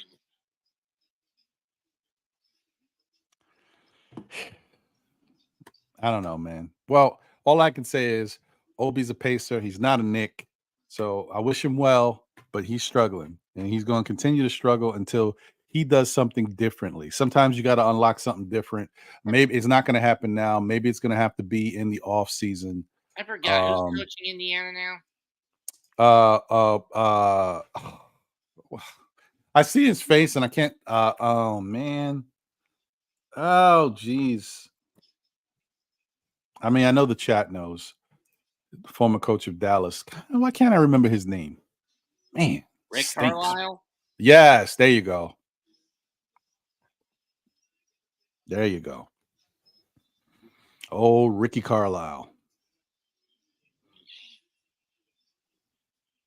I mean, it is what it is, guys. What can you do? What can you say? I wonder who's the worst player. I mean, who's worse as a player turned coach for the Pacers? Bird or Carlisle? I mean, sure, Bird got them to the NBA Finals, but that was an aging Pacers squad against a young. Salute, Danny. What's up, guys? Big Ron in the building. Buddy? What's up, brother? What's going on, Mets? How you doing, buddy? Fine. Just firing every bullet I've got in the chamber today, so to speak. You're not happy with the win last night? That was a great win. We destroyed them. Yeah, I didn't expect that. Neither did I. We killed them. We went in. Well, I'm not gonna lie to you guys and say that I. So here's the thing: did I expect it? No, but did I want it? And yes. Did I like? In my mind, I said, "Man, when the Knicks play Orlando next, we gotta." It's the same thing, and I'm telling you guys now, so you won't hear it like, "Oh, what's Ron talking about?" We're gonna play Golden State soon. I expect the Knicks to torch Golden State as well. So in my mind, that's what I want them to do. I'm not saying they'll do it, but I expect them to do it because I think those are like statements that you got to make when a team plays you and certain things go a certain way. You got to take that, put it in your mental Rolodex and say, the next time we play this team, this is what we got to do. What I want them to do is just not start off down by 14. Yeah, that was really that was weird. I was watching it and I'm like, whoa, okay, we're gonna score here. What are we doing? Like if the Garden had that rule, like the college teams where, you know, or even in the NBA, I think Denver does it, like when the home team stands up and stays there until the home team makes a basket. Like, you know, Knicks fans would have been getting tired over there, you know, it'd have been crazy. But yeah, it just we got to show them something next time we play them, which is coming up very soon. We definitely got to show them something. And hopefully by the time we play Golden State, we should definitely have OG back and maybe even have Randall back. So we'll see. They said OG's day to day, right? Yeah, that's what I'm saying. Like OG could play tomorrow. And in my opinion, I don't know if he will. He could. I don't want to rush these guys. I don't want to come back. Yeah. Of course not. Right. And salute to you as always, Danny. I hope you're doing well, brother. Appreciate you. Great, my friend. Great to see you both here today on a nice Saturday, rainy day here at NYC. Yeah. Represent. Yes. That's right. Oh boy.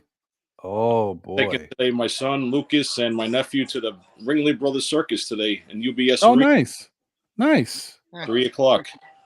The Portuguese circus was in my neck of the woods a little while back. Oh yeah, that's nice. Sixers to shout out to Sherwin. He said the Sixers to host Kai Jones for a workout. That's not good. I gotta tell you, listen, Kai Jones got some. I don't care what nobody's saying. There's something going on with Kai Jones. I mean, maybe he's a young kid, but he's definitely was fooling around and not taking stuff. Hey, what's going on, buddy? What up? Hey, my guy. Hope you're doing well, brother. I always am, mother. There you go. So is basketball's done for right now? Yeah, but in April, I think it's going to come back. We're starting again in April. Okay, cool. You ready? Yeah. What's up? Hey, who's this? That's my nephew Thomas. What's going on, Thomas? Nice to meet you. New York Knicks. Let's hope they'll make it to the playoffs. I hope so too, man. I hope so too, and I'm glad that we got young Knicks fans like you out there supporting the team. I bet I know Orlando's definitely gonna make the playoffs. Orlando, they're definitely gonna make the playoffs. Yeah, they might, and I hope if Orlando does make the playoffs and the Knicks have to play them, they play them exactly the same way we played them last night. That's the way you do it. Oh yeah. Brunson actually did good for once. Yes. Brunson was hitting some deep threes yesterday, Ron. Yeah, he was feeling it. He was feeling good. It was nice to see. That guy is something else, man. He's a blessing, that guy. Yes, he is. What was I going to say? Oh, so what I was going to say real quick is with regards to Kai Jones, he's a dangerous player, guys, because he's got a lot of great athleticism. He can jump out the gym. He actually has some really good defensive chops, and offensively, he can do some really interesting things out there. So if the Sixers wind up getting him and adding him to the team, he could be a tough player for them. But we wouldn't have to worry about, even if they got him working out right now, if he comes out to play against the Knicks in the next couple games, he's not going to do a lot. He's not in basketball shape yet to really do much. So I'm not worried about him right now, but I'm just saying going forward, Kai Jones could be an issue. I mean, Kai Jones is actually somebody the Knicks probably should have looked at. I don't know. Maybe his character just doesn't fit what they got going on. But it is what it is. True. Yeah. What's it the is story, what it is. What's the story with this guy, Shake Milton? They just brought him on the team and he's not going to get no burn? Well, I mean, think about it. Think about how Tibbs works. Like, no matter who you get and bring over here, there's always that little bit of a learning curve that you go through. And unless you're an established player that's already doing really well, Tibbs does not just put you into the lineup.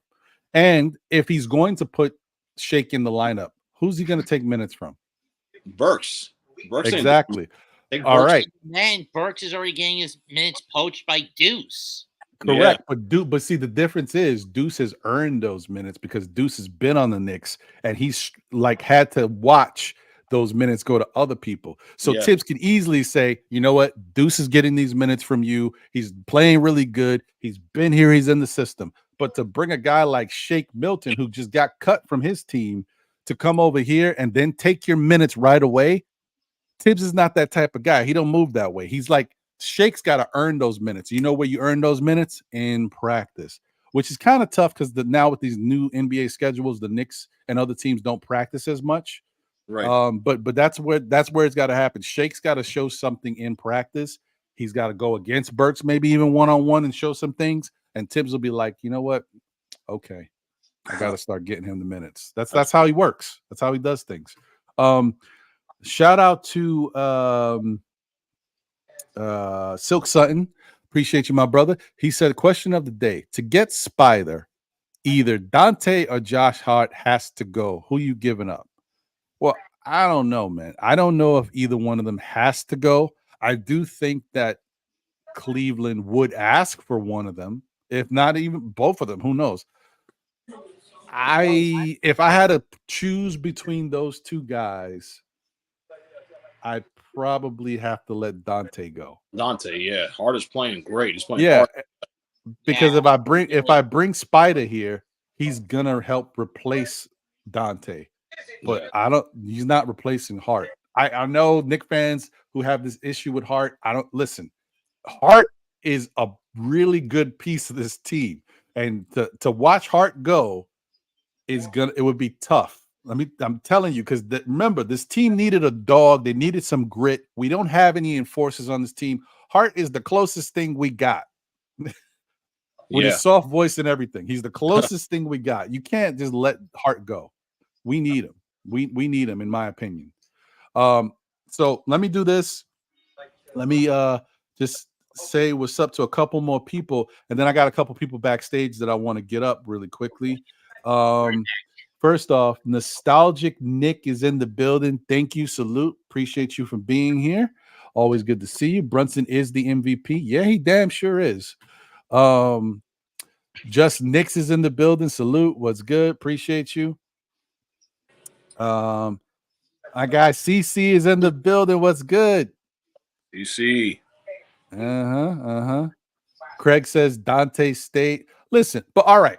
I get it. I don't want to see Donte go either. If it's up to me, I don't care who we get. We keeping Donte and Hart, in my opinion. Yeah, I don't. But if we had to get rid of one of them, I gotta tell. It depends on who you're getting. If you're telling me I'm getting Devin Booker or I'm getting Donovan Mitchell, all right, I'm gonna take one of those guys, and I'd rather get rid of Donte because Donte does what. Like he's doing for us what we think those guys are going to do, but they're going to come in and do it a little better, we think. But he's going to get replaced in the starting lineup. So I think that makes sense. But I can't get rid of – if I get rid of Hart, right, as much as I would love to have Donte coming off the bench as the sixth man and then putting one of those guys at the starting shooting guard, Donte plays good defense, but there's this little something different that Hart brings. Like they both are so good. That's why I don't want to get rid of either one of them. But, it's just tough. I just think you get rid of Hart, you lose a lot of identity of this team. He's our grit guy. We need a grit guy. Every playoff team needs a grit guy. Of course. All right, so let me get these guys up real quick. First off, this guy who can't stop talking about my dance moves, Wiz BKLA in the building. Wiz. Hey, you know what it? Look at my back is moving good. You see it? Yeah. And wait, this is for hold on. This is for Wiz once again because you know this is his guy. Took the deuce to the trade. Yes, that's for your guy. That's for your guy, buddy. All right, and then let me get this guy. I'm super excited to get this guy in here. First off, all the times that he's been watching this show, he puts stuff in it, and really, he's not one of those that goes back and forth in the chat a lot. He does super chats and stuff. He's just been so helpful and beneficial to the show, but his support has been fantastic. But to see his face and see who he is, I don't know. Oh man. The art man, formerly known as Steve. What's good, my brother? Hey, you know what? Hold on.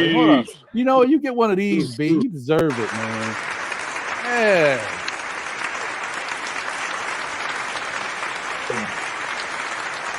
Mother-in-law, she made me a hat, so I gotta wear that. You hear me? Gotta wear that. Okay. She knitted that for you? Yes. Nice. Got to. Nice. How you doing, brother? I'm good, brother. I can't complain. I said, yo, I gotta put a face to all the super chats, man. It can't just be brother. Chilling, bro. And shout out to you, bro, because I know I obviously I got my own thing going on, and sometimes I don't catch all the shows, but I know I did comment the other day. I mean, listen, apparently your artwork is great, man. You getting featured in different spots, man. Keep doing your thing, brother. Appreciate you, man. That's dope. Thank God. God is good. God is good. That's dope, brother. That's dope. Fellas, how you guys doing? Wisdom, Danny, Mets. What's good, y'all? How's everybody doing? Everybody's good, man. You got a piece in shorts right now? Oh, hold on. Give me 1 second. All right. Look at Wiz getting the exclusives. I know. I may jump a bit on that. Maybe at my price range, though. What's that? Hey. Wow. Oh, wow. Yeah. You made that? Look at the detail. Yeah, man. Crazy. Holy cow. Yo. I'm actually a sanitation worker by day. Art man 24/7. Really? Wow. Yeah, man. Perfect. Excellent. Man. So make sure you tie your bags up, all right? Tie your bags up. Got you, brother. Recycling is right, or I'm gonna leave it on the curb. You hear me? Got you, brother. You gotta come give us a ticket, bro, at my building. Yeah. All you guys parking illegal on the corners, I'm gonna get y'all. You know what you need to do? You know what you need to do? You need to make up some little stickers, right? And then when people do that, just slap one of your stickers on the art man was here. And they know I was there. Yeah. That's right. Get those off. It's crazy. It's crazy, man. But yeah, like I said, I appreciate Ron. Like I said, I've been watching you for a while. I appreciate everything that you do. Like I said, yeah, when I'm watching, I put you guys on the big screen so I could do everything that I'm doing and watch at the exact same time. And like I said, you guys help me get through the day. And like I said, I like speaking to people that are like-minded. And you guys love the Knicks. I love the Knicks. I've been a Knicks fan since '94. So I'm a little old, but you know what I'm saying? But yeah, I've been out there. I appreciate you, brother, man. Hold on, don't mind me, man. I'm like, what the hell? All of a sudden, my camera went out of focus. It's killing me right now. Hopefully, it gets right. Nah, you good. 94. My son look like the cameras from '94. You hear me? I got that official blur going on. Y'all know. Yo, I don't know what's going on right now. It is what it is. Yeah, it's time for a new camera. I'm gonna have to do something. My first Knicks game. Yeah. Oh, my first Knicks game. 1975, baby.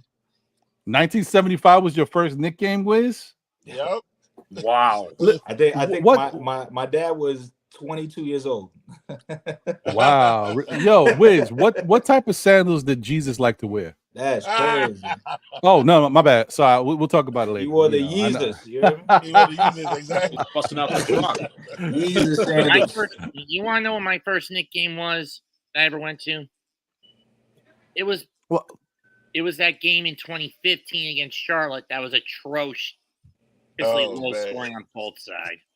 Oh, 2015? Wow. Like that, my first the 76-71 loss. My first big game,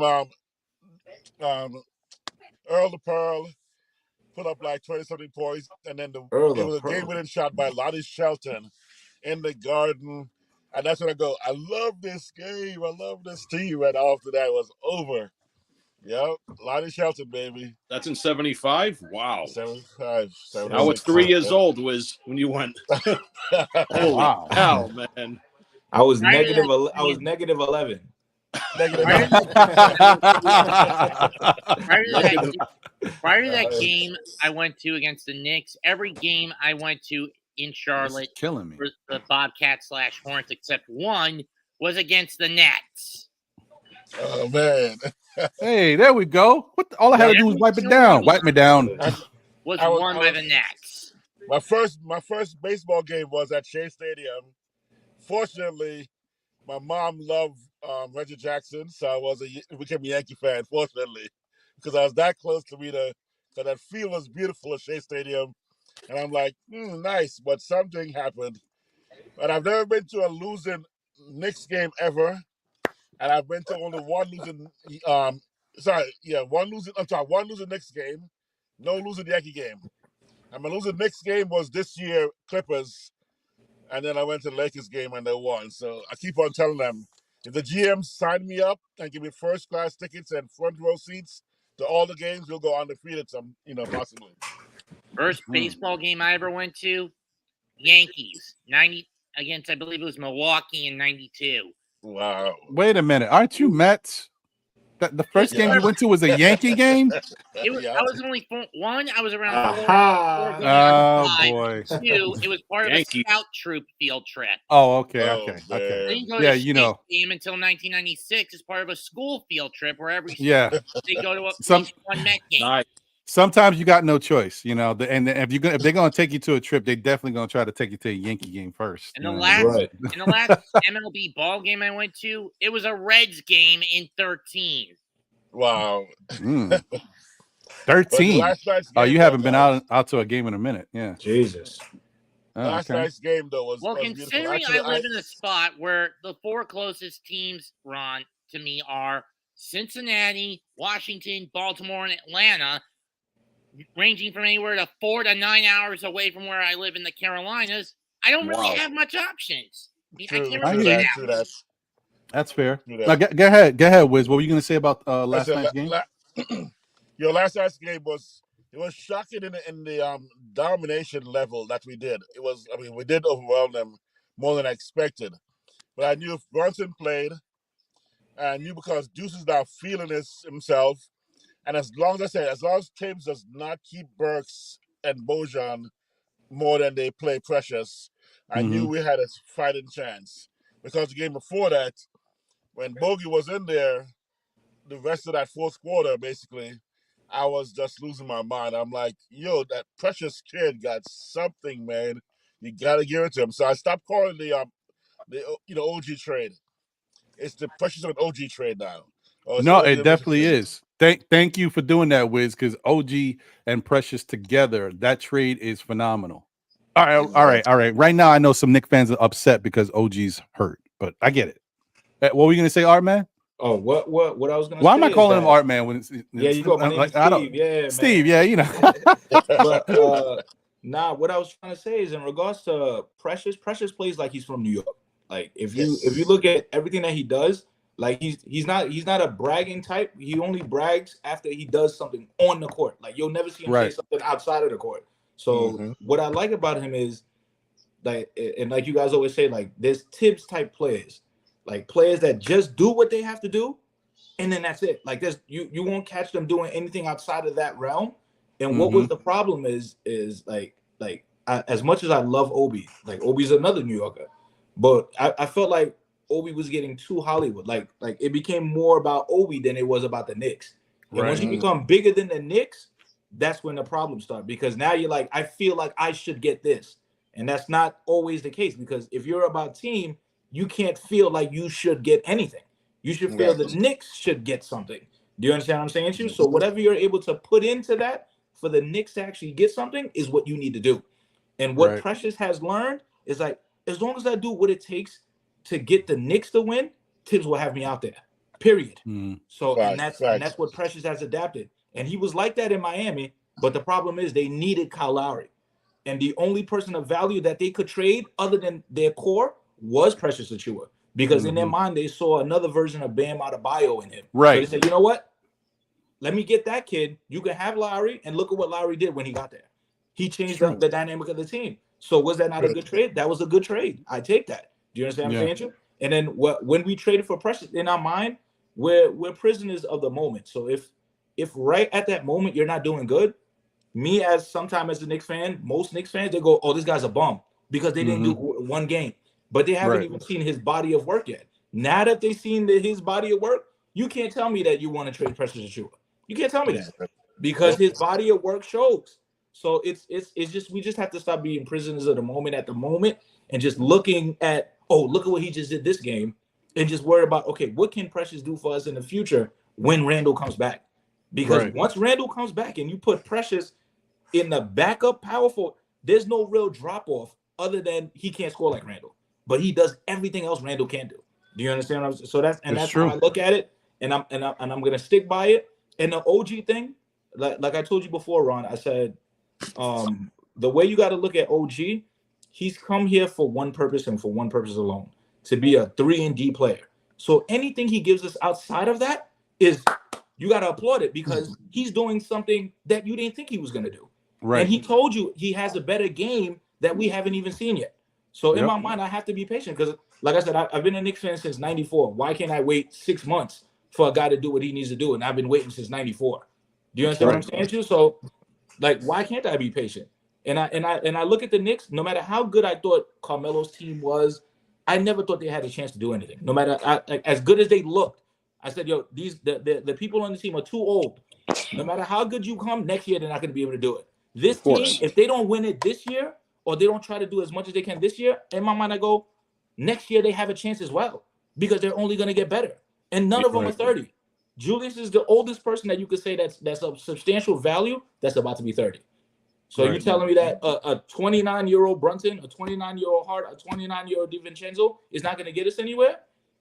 And they showed you at 28 they're good. So at 29, they're going to be a little bit better than they were last year. And that's all I had to say about that. Yeah, man. No, I 100% agree with you, bro. That's the truth. That's the facts, and that's the real. That's the real way to look at this team. Like what we do this year is gravy. Now, of course, I have a minor expectation, right? Of course, the minor expectation is I want the Knicks to get back to the playoffs, and I want us to make it back to the second round. Of course, if we do that, You've done it.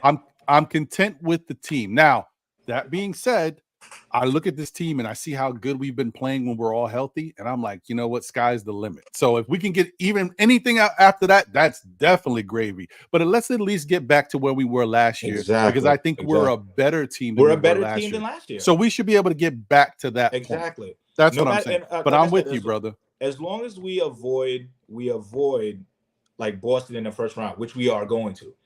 Like I saw some people in the chat say that we could be better than Boston. There's at this moment, even on paper, we're nowhere near Boston because they have players that are proven, and the trade with KP changed their whole dynamic.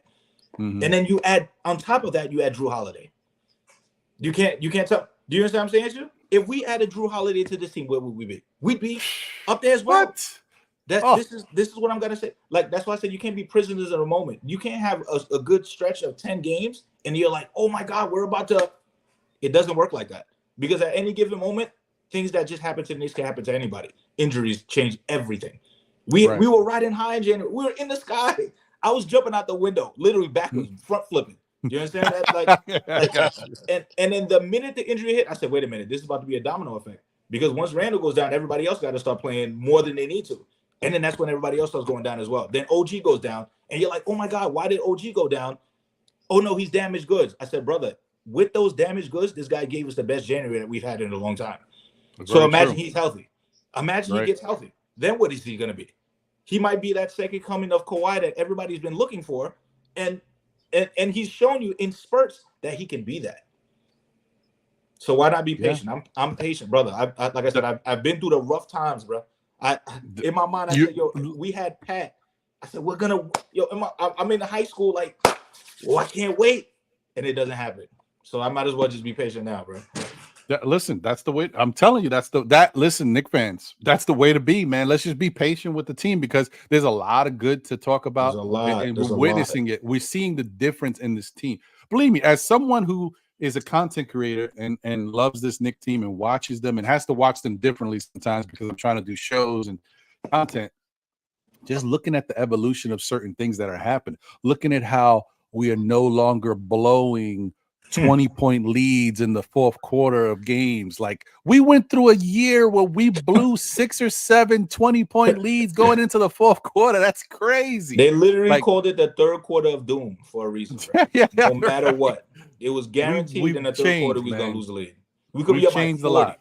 We could be up by 40 and still find a way to lose. Right? It was nuts. It was nuts. Let me shout out a couple more people, and then I want to talk about our guy last night, breaking it's a Knick thing, but it's still he's making history. We'll talk about him real quick. Let's see, where was I? And shout out to Craig, because I don't think I properly shouted you out, Craig. Appreciate you, brother. Thank you for being here and rocking as always. Knicks 100 is in the building. Salute. What's good, my brother? Hope you're doing well. 2 Knicks chicks is in the building. Shout out to Lady and the Chef, and the moms, man. Listen, y'all, if y'all haven't checked them out as of yet, please do show them some love, man. They're putting on a great show and talking some really good Knick talk. Show them some love. 2 Knicks chicks on YouTube, and thank you. She said, please smash that like button. Yeah, that's what I'm talking about. If y'all don't know what it looked like, it look a little something like this.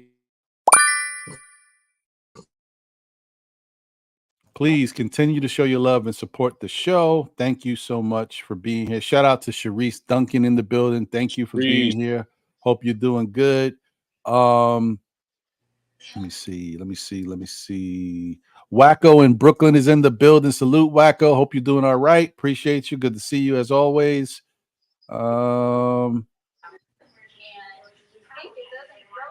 Knicks won today. Is in the building. Salute. Appreciate you. Let me see. Hey, Ron. Yes. I told you about a month ago that they had a Knicks clinic near my house. I think I told you, right? And you know who's yeah. And you got to, I forgot who you got to meet. LJ, right. He's big, bro. He's like 6'7" or so, 6'8". He's big, that guy. Yeah, he's a big guy. I had pictures with him. And Lucas, I wish I had pictures. I don't know how to send pictures on this podcast thing to show you guys. Oh yeah, it's tough. Yeah. Everybody has LJ's pictures. Nobody could guess who he is. Really? They didn't recognize him. It's like all gray hair. He's older. Yeah, he's older. Yeah. It looks different now. But he's such a nice guy, bro. So nice. He's like, he wanted to win us a chip here at that year. It's so bad for us. He said the fans of New York are the greatest at all the teams. He said. Yeah, he's great. He's really good guy. So I met him twice. He's a good dude. He's about your height, right? The same height, right? He's a little taller. I'm 6'5". He's 6'8" or so. So he got me, but and he looks bigger because he's bigger. So I'm like, yeah. If you 6'5", I need you. You hear me? Yeah. Well, I don't know, man. Not on my bum knees. It don't matter. I got one freaky old knees, right?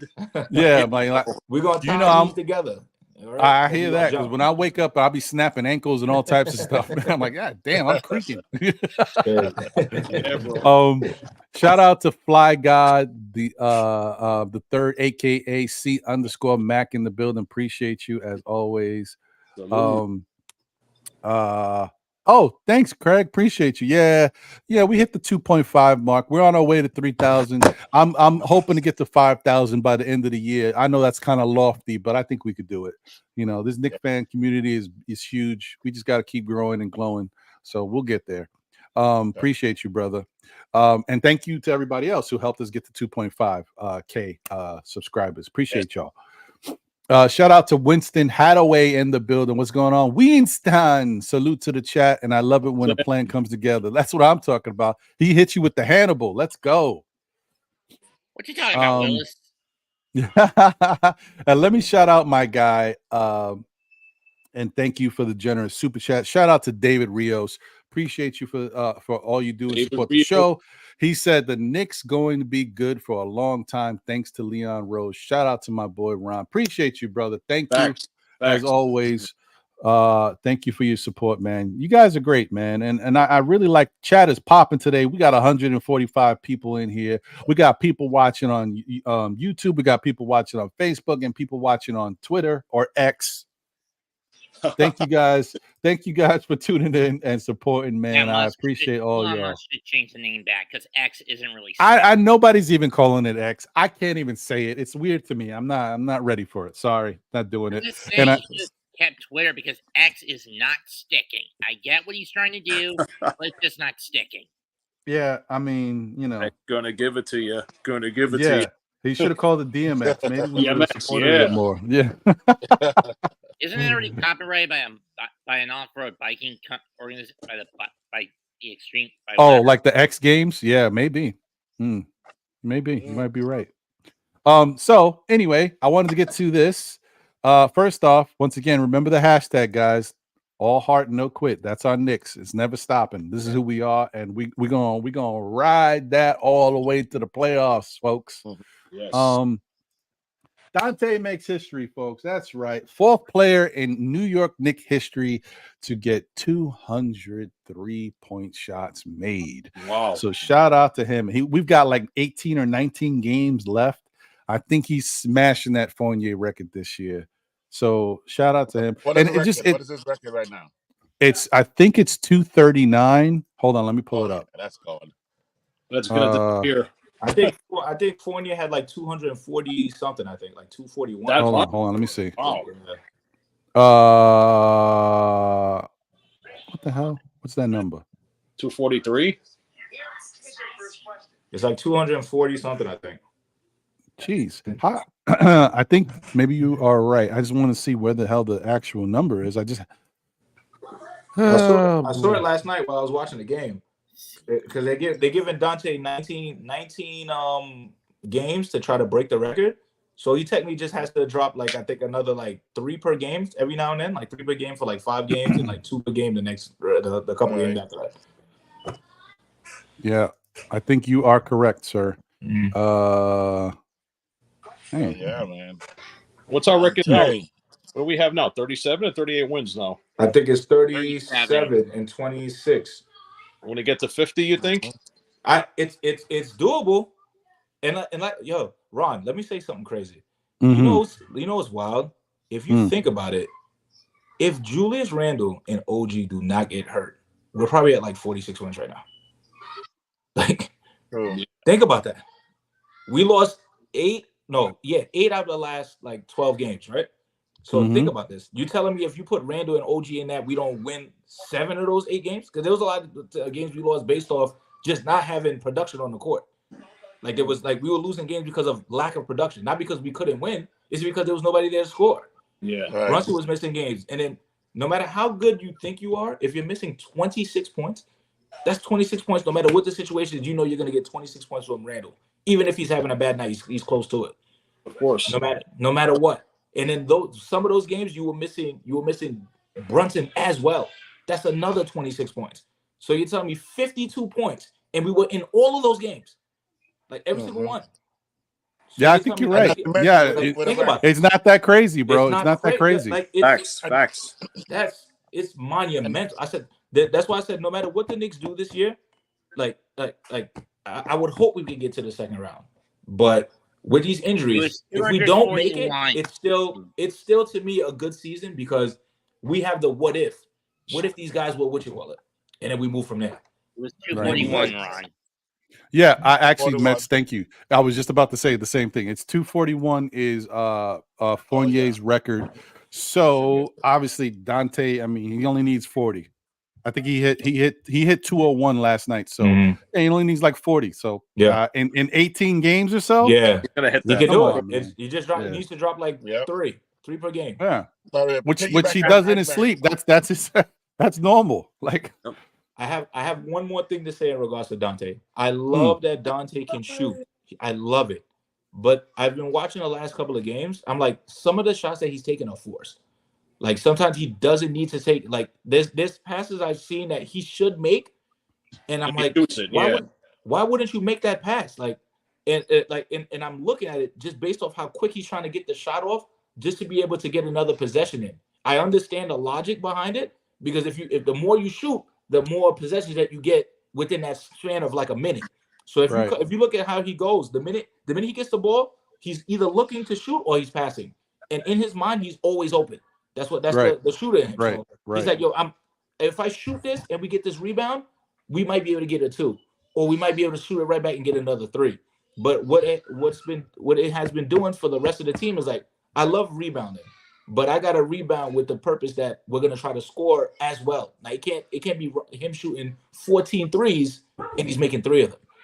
You understand what I'm saying? So now that becomes detrimental. So I would love for him to break the record. I would love that, but I also would like him to break it within the realms of team basketball.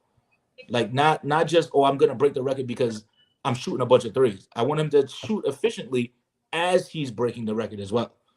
You understand what I'm saying? That's all I would like for Donte. And I think unfortunately, so it's like if this was the team for the rest of the year, unfortunately, I think you're going to see the same type of play from Donte, and it's going to be kind of inefficient, or it's only going to be efficient when he's hot. Yeah. Right. But once OG comes back, and if we get Randall back, Donte will change the way he's still, like, even when he was here early, like when he shoots, like you're like, wow, he guns, but he does it a little differently. He's not going to take as many bad shots. He's what I thought Grimes was going to be. Let me tell you something. How lucky are we to have a replacement? Decided to go out and get Donte, bro? Because if we were dealing with this same Grimes, the way he was playing, oh my god, man. No bueno. So hey, let me ask you guys real quick and just go around. Wiz, what do you think? I mean, I know I said it, but I still want to get your opinion. You think Donte gets the record? No doubt he does. I totally believe it will. I want to piggyback on what Art mentioned earlier, which is benefit Donte was.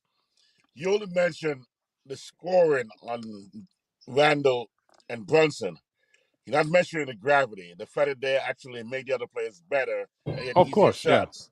Yeah. I even mentioned the fact that OG's presence reduces the number of points the other team will score because of his defense. That makes everybody defensively better. So the numbers are not even like those two guys scoring combined. It's those two guys scoring combined, plus the other points, the other guys who would be better and easier shots combined, those extra points, plus the number of points the other team would score less of because of OG's defensive skill. So we definitely, I agree, would have been in the mid-40s on the victories. So that comes back down to Donte. When Randall, Brunson, and OG are on that floor, I mean, he's going to be asking the other team guys, why are you leaving me alone? I mean, come over, get me, because I'm over here. Because he'll be over there by himself way too often because they have to try to double Randall sometimes. They have to try to collapse in when Brunson drives in. And Donte's going to be right there going 3-pointers all day with the confidence he has now from getting the chance of being able to play so freely in the past, 2 months and a half. So, yes, no question. I think I'm putting 50s, man. I'm thinking 250s, maybe 260, maybe my prediction on his numbers and by the end of the year. Because he will, I think, can average 3 points a game. 3 points a game. I think he can average that, which means at 19 games, he's right there in the 57 mark.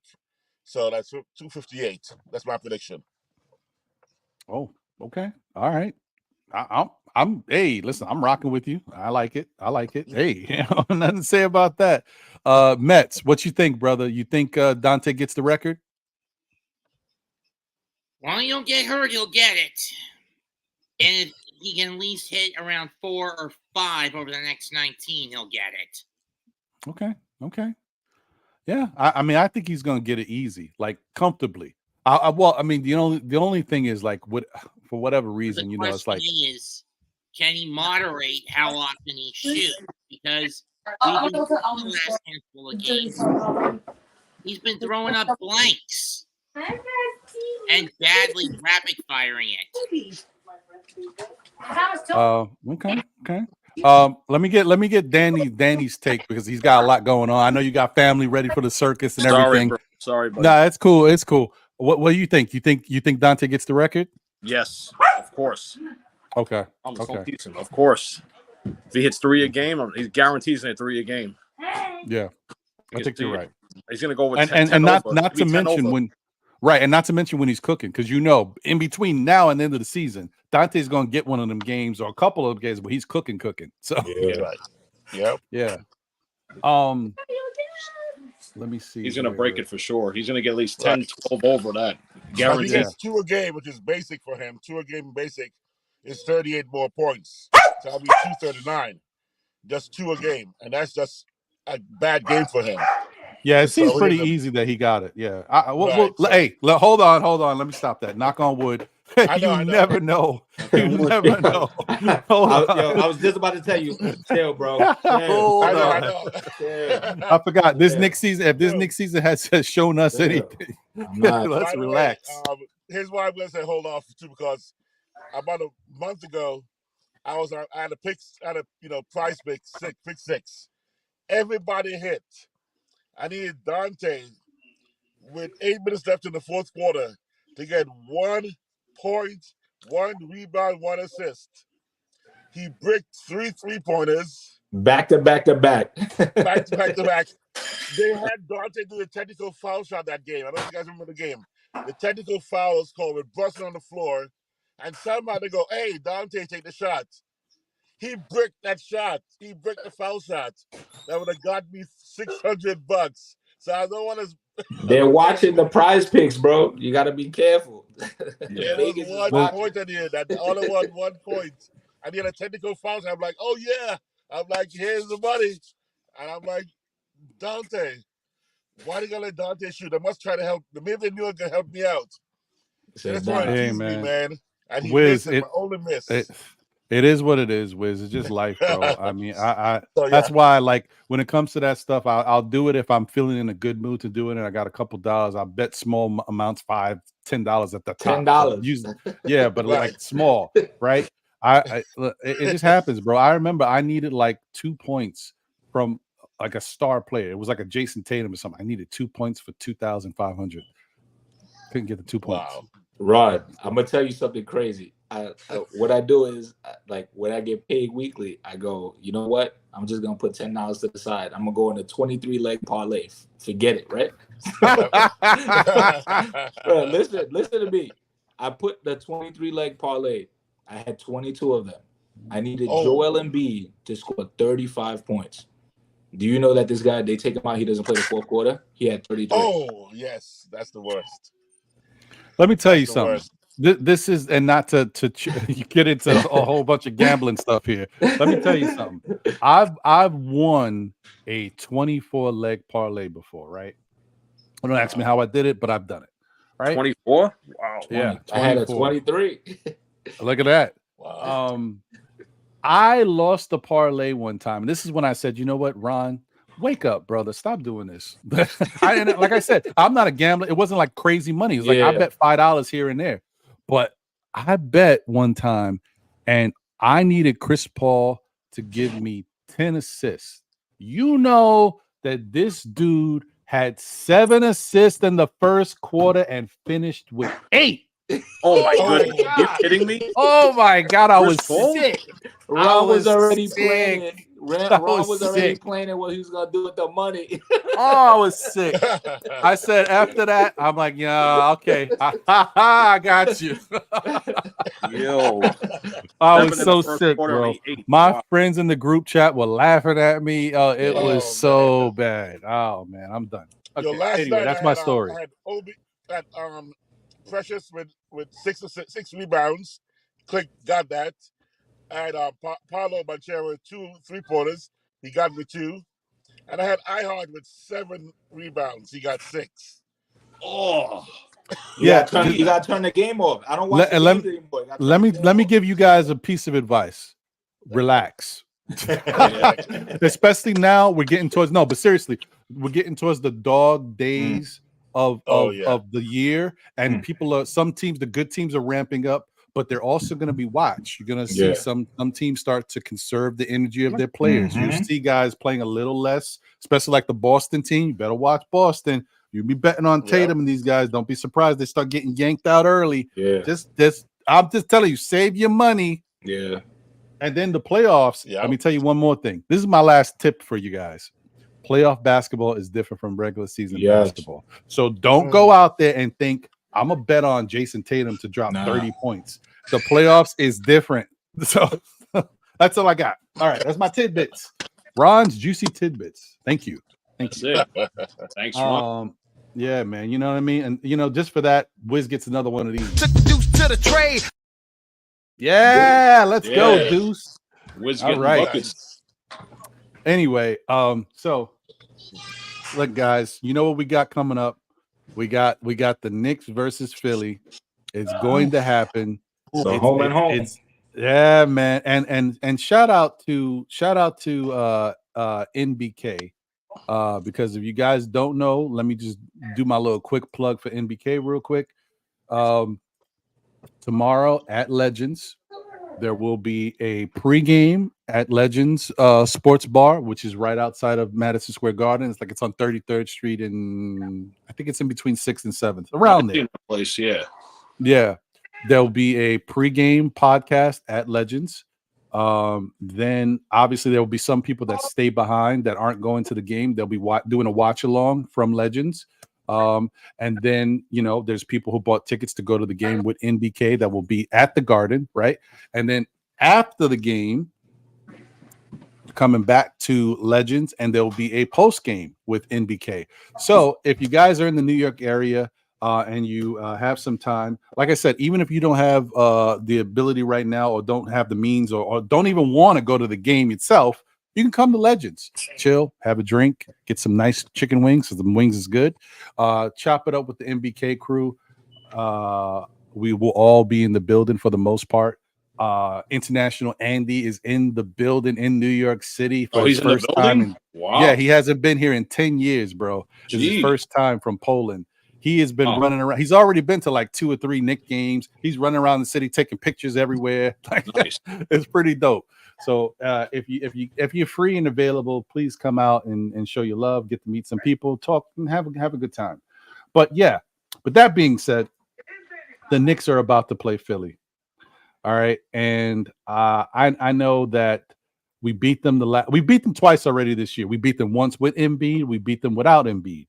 It's no guarantee. There's no guarantees, but I feel good about it.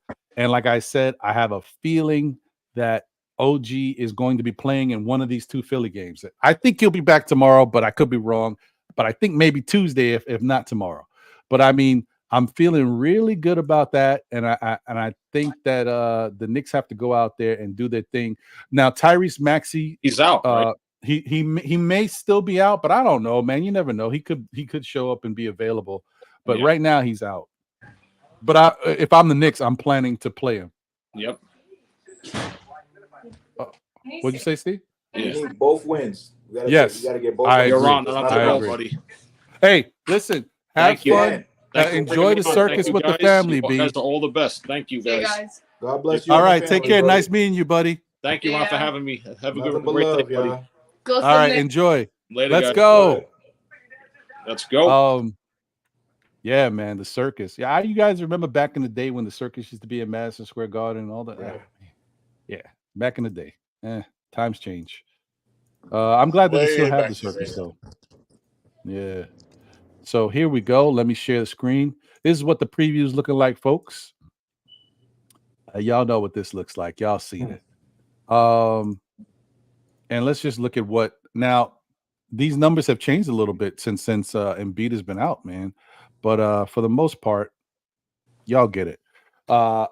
Philadelphia is averaging 116.5 points per game. New York Knicks are at 113. 43 rebounds for Philadelphia, 45.6 for the Knicks, 24.9 assists for Philadelphia. Look at 23.9 for the Knicks, almost 24 assists a game, guys. Look at how different these Knicks is moving. This is beautiful. 8.5 steals per game for Philly, 7.3 for the Knicks, 5.8 blocks for Philly, 4.1 for the Knicks, 11.2 turnovers to 12.3 for the Knicks. Then we got 46.8 shooting from the field to 46.3. Look at that. 35.8 from 3 to 30. The Knicks is shooting 36.8, almost 37% from 3, guys. You remember how the Knicks shot last year? What are we doing? 83.2 from the free throw line, 78.2, which is, pretty good for the Knicks. It's much better than we used to be consistently as a team. So, yeah, man, everything favors the Knicks right now when it comes to this. Obviously, with Embiid out, it's very different. With Maxey out, it's definitely different. But even with Maxey there, we still have the edge to be able to go out there and win the game. It's all about effort and continuing to play the way we normally play. Points in the paint, 52 for Philly, 48.9 for the Knicks. Second chance points, 15.5 for Philly, 16.4 for the Knicks. And then fast break points, 15.9 for Philly, 14.8 for the Knicks. So thoughts on this Philly Knicks matchup? Mets.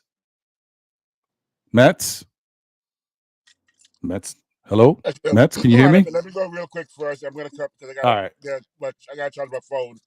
All right, go ahead, Wiz. Switch cars. Man, Tyrese Maxey is a bad boy.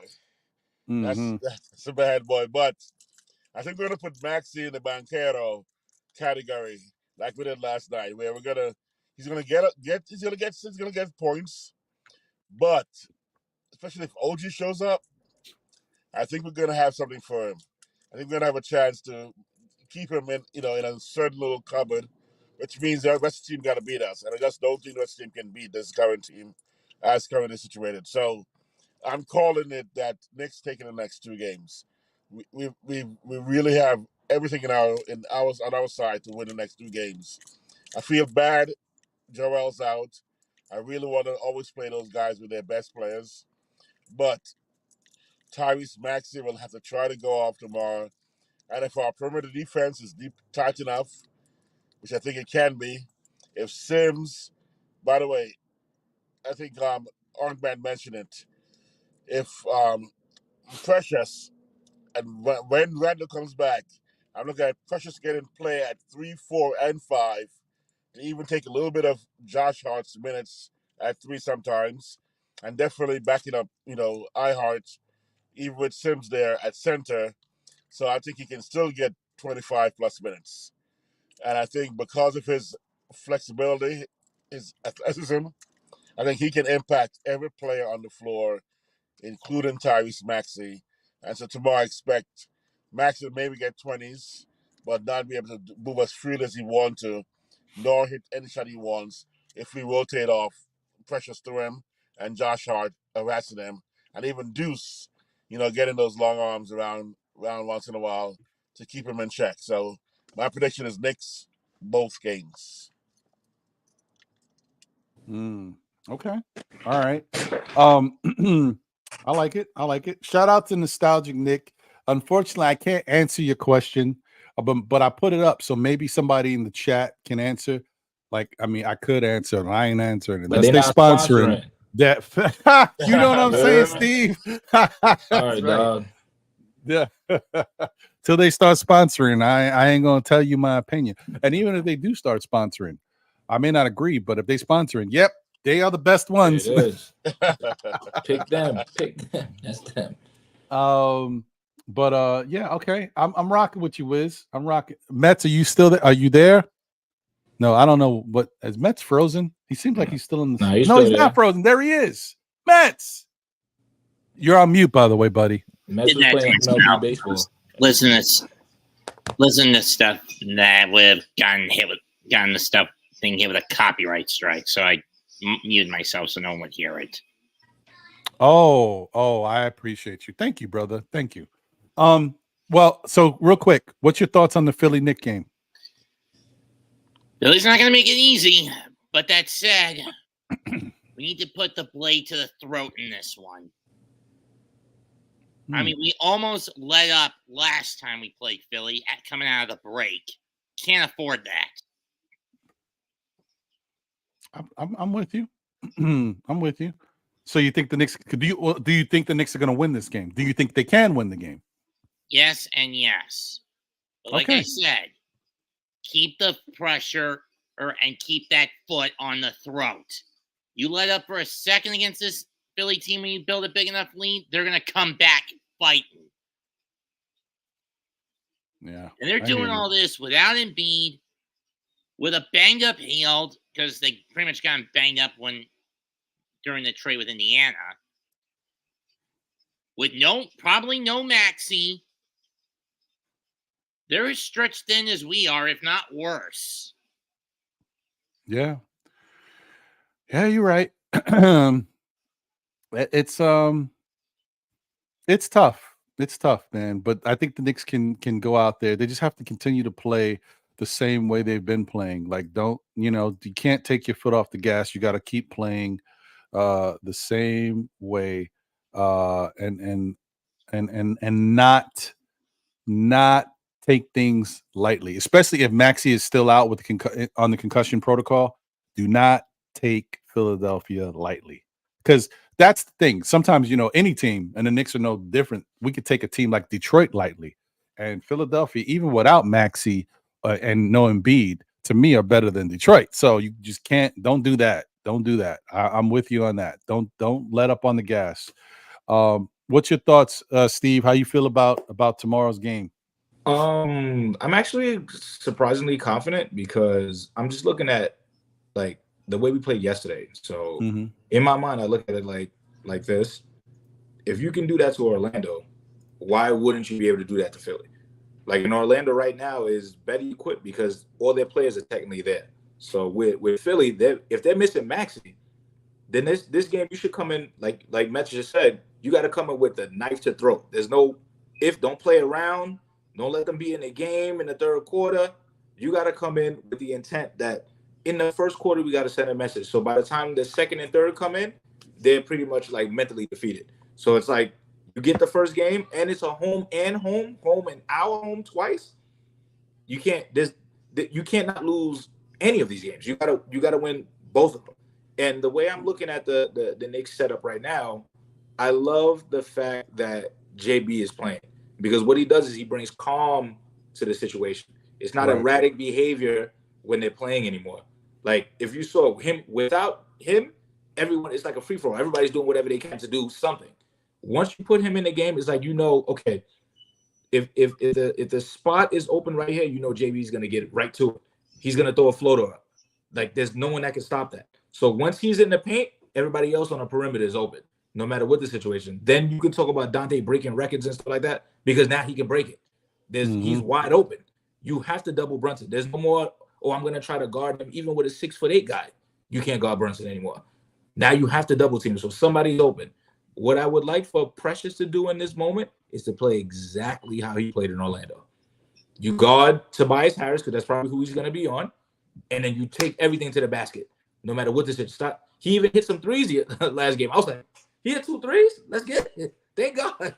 Let's go. Yes. So if he's giving us 1 to 2 threes per game with the ability to make not extravagant moves in the paint, but he's doing these one dribble, hop steps, layup, post up, layup. And I'm like, this is the Precious Achiuwa that we have right now. Oh my God. So if we're going with the same game plan, and Philly, as good as they are, their 3-point acumen is not as good right now, because if they're missing Maxey, now you know that you're missing 3 to 5 attempts from the three. As good as Oubre is, he would have to drop 50 for me to be scared. Like, do you understand what I'm saying? Like, for Harris, they would have to drop 50. And in order to beat the Knicks these days, your 11th guy or your 7th guy has to play astronomical to beat the Knicks. Like, do you understand what I'm saying? That's how I'm looking. That's how good the Knicks have become now.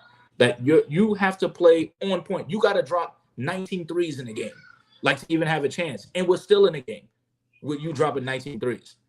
So in my mind, if they play their game, if they play defensive first, like the way they've been playing, we should be able to beat Philly both games.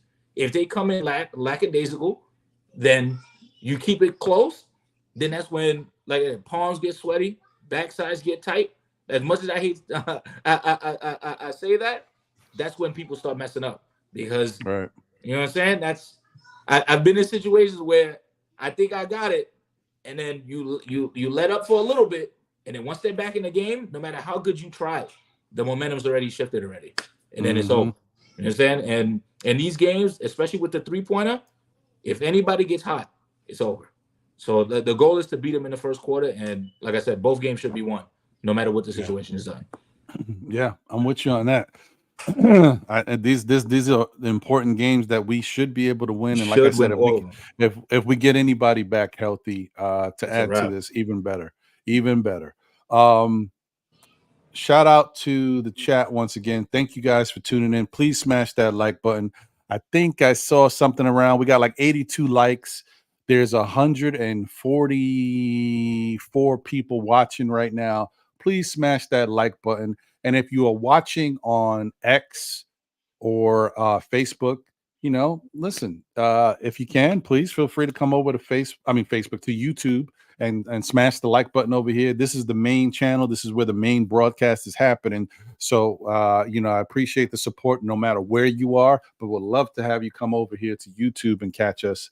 And the experience is a little better for you guys too, with the chat and everything. So it's up to you, but that's what works better if you can. But we love having you watch wherever you are. Wow, somebody said something. I think it was AP before. He said, and let me take this down. He said, do you guys see Rudy Gobert accused of referees of taking bets yesterday? Let me tell you something. Look, I'm just gonna be honest with you. Like this, Ron. He was like, I'm just saying. Was he? Look a little fishy. Yeah. I'll tell you this. Like, I mean, with regards to that, okay, he may have a point. It may be the case. I can't stand Rudy Gobert. I like. There's certain guys in this league that I don't like. I make no qualms about it. The Kyrie Irvings, the KDs. All right, I have my own bias towards them. But if there's one guy that I really don't like, it's Rudy Gobert. In this case, he is saying something that could be true. The referees have been tripping this year, and they're not getting regulated. You talk about the old Tibbs not, holding players accountable. Where is the NBA holding the referees accountable? It's almost like the referees got something on the NBA. Like, y'all need us. Well, y'all can't tell us anything, and they can just do whatever the hell they want.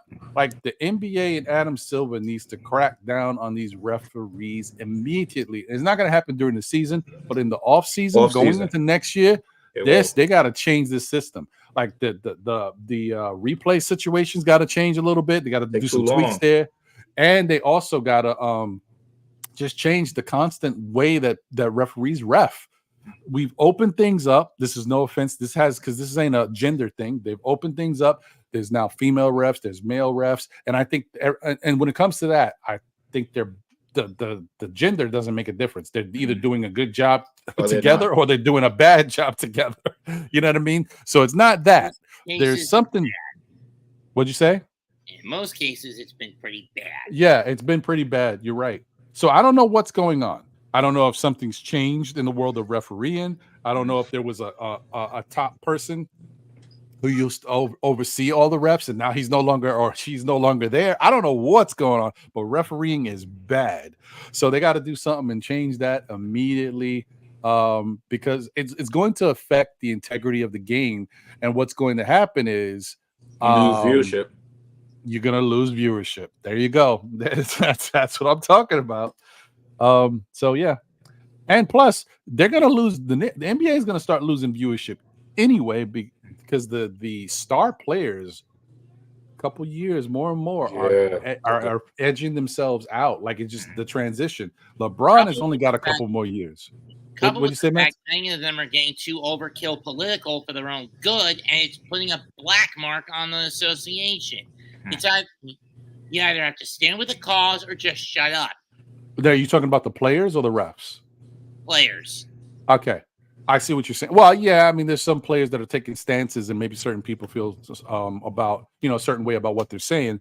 But just irregardless of that, just ageism. You know what I mean? Certain players are starting to age themselves out of the NBA. LeBron's probably got a year or two left. Maybe. Steph Curry is looking like he's getting a little long in the tooth. You know what I mean? Clay is definitely on his way out soon. He's probably going to play for some team, for a little while. But he's on his there's a changing of the guard, and there's no clear cut next guy yet. John Moran. He's there, but he's got he messed it up. He messed. Oh yeah. He had the path. He had it, and that was it. I would say the only guy that I could really see being the next guy, but it's just like to be like certain things have to happen to be the guy. Not only do you have to play like it, you got to win the chip or at least be there, you know, and you got to have some extremely special moments. Those special, remarkable moments is what's like, wow, this guy's incredible. I think Anthony Edwards might be that type of guy. He's talking about Baby Jordan? Yeah, he still needs like that block that he had the other day to save the game for them to win. Astronomical. You know what I mean? Like there's stuff there, but it just needs more time, a little bit more cultivation. But yeah, we'll see going forward, man. We've been blessed as fans of the NBA. I'm sorry to the younger people these days that haven't witnessed it, but if you witnessed NBA in the 90s and the 2000s, we saw a lot of good basketball. We saw a lot of aggressive b-ball. A lot. Oh, that too. Yeah. Yeah. Oh, Ron, speaking of aggressive b-ball, Mets, they also just said that I think I was listening to Isaiah Thomas on NBA TV. They're saying that starting next year, there's a lot of letting go they're going to be doing now, because what's happening is the foul, like the calling of the fouls is actually getting too much to the point where it's like most of the game is all you see is people at the free throw line.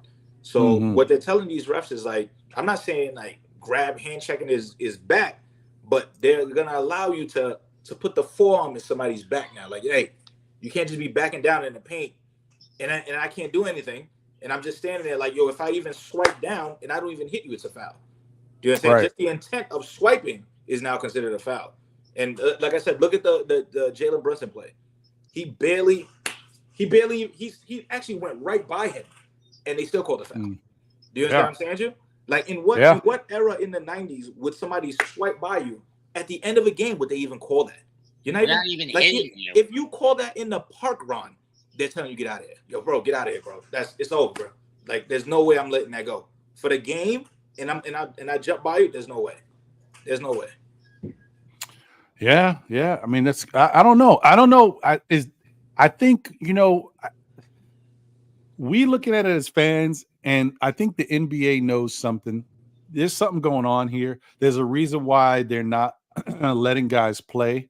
There's a reason why they have kind of softened up the league. I think they just everything that happened in the 90s was a little bit too much for them, and going into 2000. Was in the palace. Well, that was a black eye. That was a black eye for the league. So that was like, I think that was like if you're looking at fighting in the NBA and you're like, what is the last straw? Like something's got to change. That was the cherry on top. The malice in the palace was it. Like that was wild. So, and you know what? Like in some cases, when you look back at it, you look at it like, oh, this is crazy. Like, wow. But when you were watching it live, that looked crazy. I was like, what is going on here? Or if you were in the palace live, not like anyone, none of us were. It was like, oh my God, it's like a wrestling event. All hell's about to break loose. It was nuts. And it actually broke loose. It ain't all about to. It broke loose. Like once you divide the plane, once you break the plane of fan and player, it's over, dog.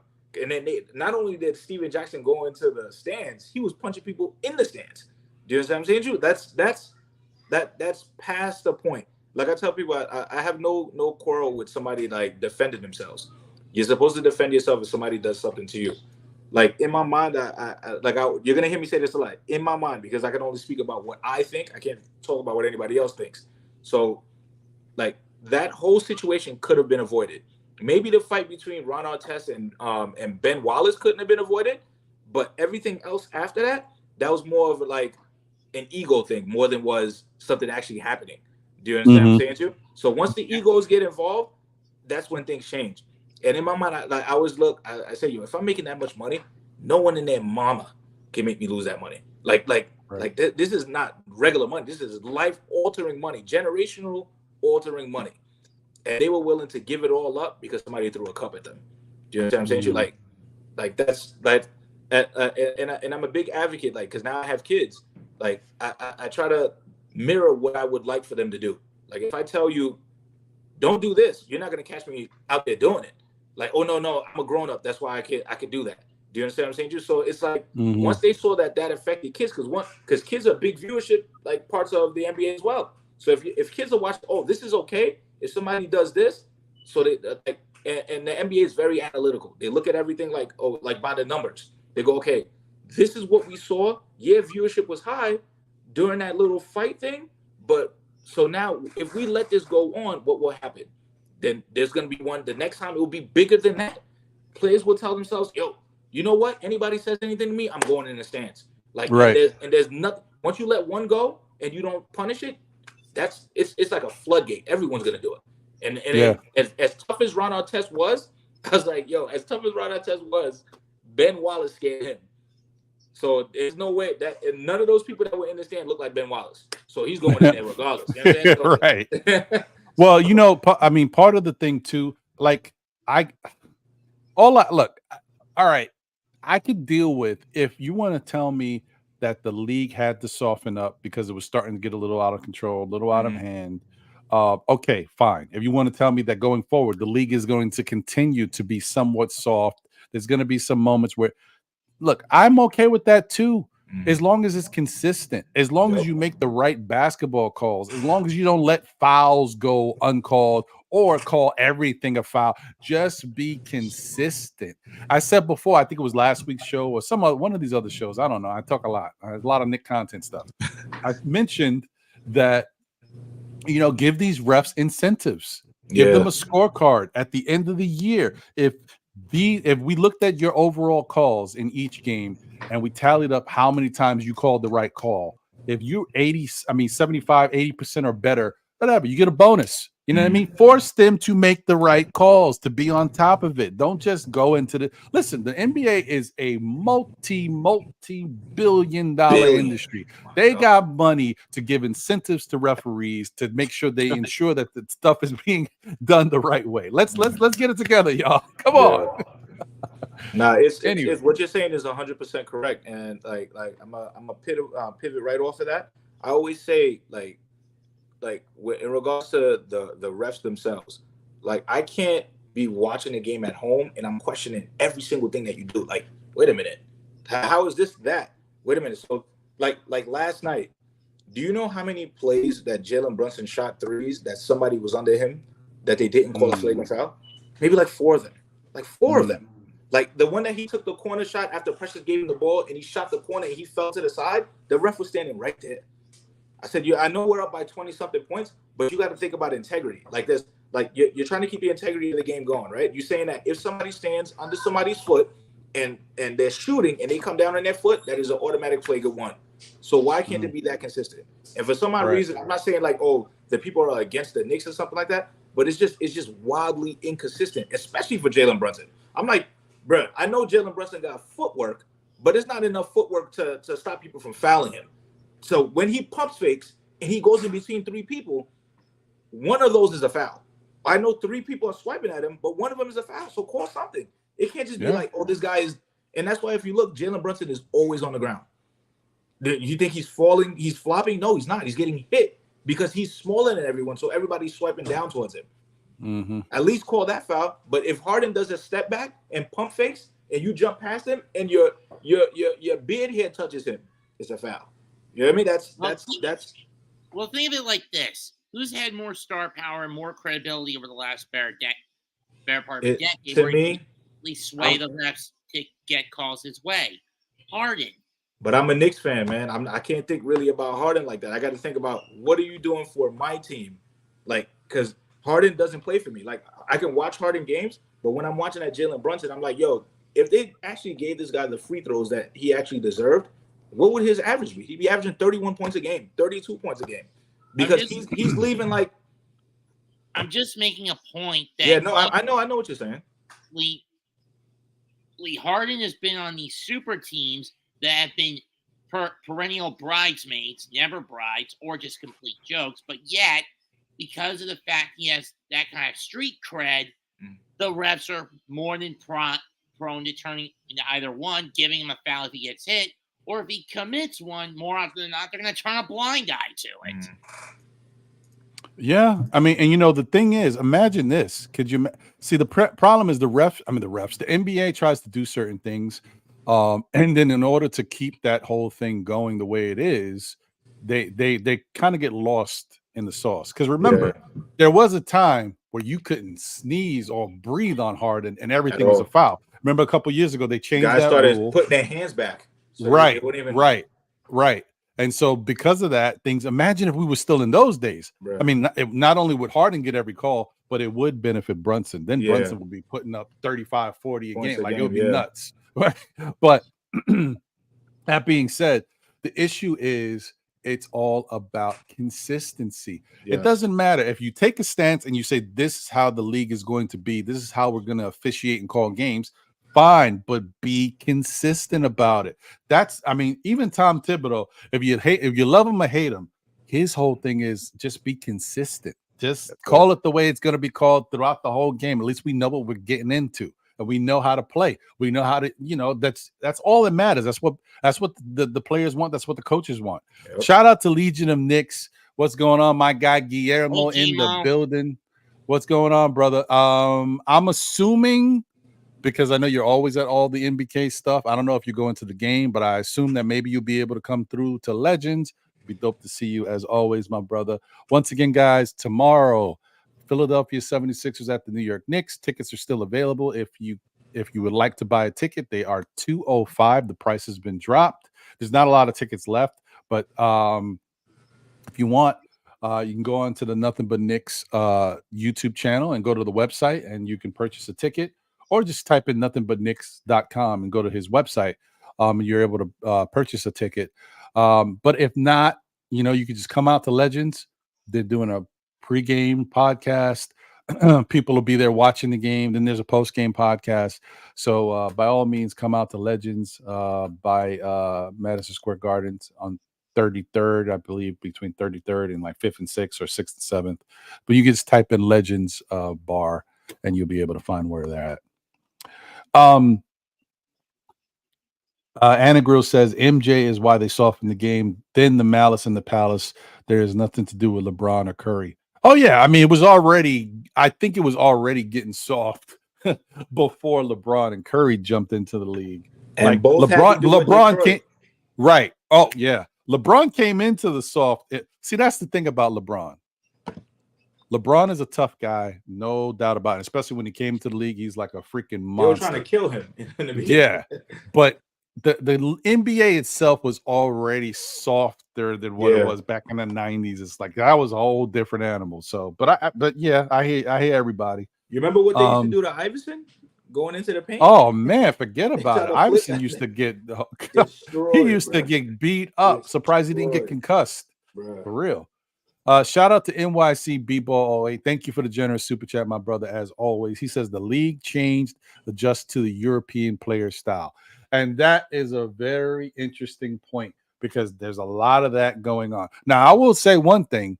It kind of stinks because even in the European game, you see they're rough. They're that's what I was going to. They're rough. In that league, they even fight out there. They're a little different over there. So I don't know what we're doing. We're a little lost in the sauce here. Yeah. Hold on, let me see. CC said, remember the malice in the palace was from a physical, by the way, Ron, and Ben Wallace from the physical play at that era. Egos got involved. Sure. Yeah, I mean, yeah, but the other thing is we want to talk about cracking down on players and the physical play, but you got to also crack down on the fans. Yeah, the fans really helped blow that thing up, man. And granted, all right, the NBA has done this. They've given teams the power to get fans up out of here, and we've seen like Luka loves kicking fans out for the wildest stuff. You see LeBron? Yeah, LeBron. Yeah. LeBron gets you up out of here too. So I mean, that is a difference. Does give people a little bit more power. And if you're to the point where you're really truly affecting how a player feels out there, and they have the power to get you up out of here, maybe that's a change that wasn't there before. But it's still that's important. I just don't think don't just blame it on the players, because the fans do have a little something to do with it, especially that malice in the palace escalated because it was wild. It was just wild. Paris Douglas said the game is going to get rough again because LeBron and Curry are over. I mean, look. Yo, they already said it already, Ron. They said next year it's good. They're going to stop the ticky-tack fouls where you can't you can't. You know how people used to hip check you if you ran into the paint a little bit, and then that's an automatic foul. They said they're trying to stop the constant offensive fouls on the screens, because it was getting too much. Like you can't if you run into a person that's setting the screen, it's automatically an offensive foul. Not like a defensive foul. So whatever the situation is, the goal is it has to be fair all around. Like if I set a screen and you run into me and you fall back, how is that a foul on me? Like you're not strong enough to get through and you fall back. That's not my business. But you also can't run me over as well in that particular to be able to get to your destination as well. So I just want it, like you said, I just want it to be consistent. As long as it's consistent, I can watch that product. Once it becomes inconsistent, now I start questioning the product. Is it the product still good? Like, why am I questioning? Every time something happens, I have to question it. Like, it can't be every game. I'm like, yo, there's something going. Look at this. Watch this part. Yo, rewind. Look what the ref did. That's crazy. It can't be like that anymore. No, I'm with you 100%. That makes a lot of sense to me. I think that they just gotta they gotta just go over everything in the off season. That's what it's for. Just go over everything that's going on in the NBA, review the tapes, review the referee bad calls and all that stuff, and try to clean it up. I mean, you could say the same thing for certain wrestling promotions that are trying to clean it up. I mean, in terms of how much blood gets shed. I mean, you've seen how after what happened at last year's WrestleMania, you see the WWE blade anymore? No, or very seldom. Yeah, things. I mean, that's how it works in life, man. You see what's going wrong or what doesn't look right. You got to clean it up. Very, very PC era. Like it has. That we are. Everything that you do has to be controlled in regards to what people will think about it after it's done. So now, like I said, kids, what has happened? The internet has broken a lot of things. Now, if you no matter what the situation is, as long as you have one of these, you can watch whatever's going on. And sometimes you wonder. Kids from the ages of 5 have cell phones. Sometimes you wish that technology didn't advance to where you could break the fourth wall. Yeah. So now kids are able to see what we see just as quick as us, and sometimes quicker because they know how to maneuver technology. So what they're trying to do, if you look at these major brands, they're like, we're trying to make it to the point where a 5-year-old could watch it and not have a problem. And that's the place that we've reached, and everyone now is sensitive. It's like you can't say anything. You can't do anything. You can't wear anything because at some point in time you might offend somebody if you do something. You know what I'm saying? So it's like I understand the NBA's point in trying to make sure that everything is copacetic because they want their product to last, but I also don't want it to be to a point where it's like it's so pudding that you're like, bro, what am I watching anymore? Like, what is this? Like, so like I said, it's analytical with the NBA. They're gonna look at the numbers to see how viewership is going. If it's at an all-time high, they will try to fix it to be able to keep it right there or higher. If it starts going down, they're like, okay, what do I got to do to change that? Just like the dunk contest. Every time it looks like something is about to go down, they add something else to change it a little bit to see if they can bring it up. The All-Star game. I don't even know why they went away from the rule that they did where it's like a target score type thing. They went away from it, and then look what happened in the All-Star game. One of the worst things I've ever watched. I turned the game off in like the third quarter. I was like, bro, if they hit 200 points, why am I watching? Like, what's the point of this? Yeah. You're a better man than me. At least you watched. I can't do it. I'm not doing it. Sorry. My daughter is 11. She's like, wait, they got 200 points? I was like, yeah, they're not playing any defense. She's like, wait, so why are you guys playing? I was like, that's what I'm trying to figure out. So just turn it off. Like, if you can't figure it out, I can't figure it out. Let's turn this off. Yeah, I don't know what's the point. Yeah, what's the point of it? And the other thing I was going to say to your point, like what Steve was saying about, the hand checking and them going back to being a little bit more allowing players on body to body, a little more body, a little bit more physical. And Paul George even said it on his podcast when he was talking about like there's certain things that they're not letting guys be physical. They're making it so that it's easier for guys to score and be active out there because points and all that. But really, what's also happening with the LeBron and Curry being phased out, especially Curry being phased out, is the 3-point shot is not what it was before. Yeah. Yes, more teams are shooting it, right? Yes, more players are shooting.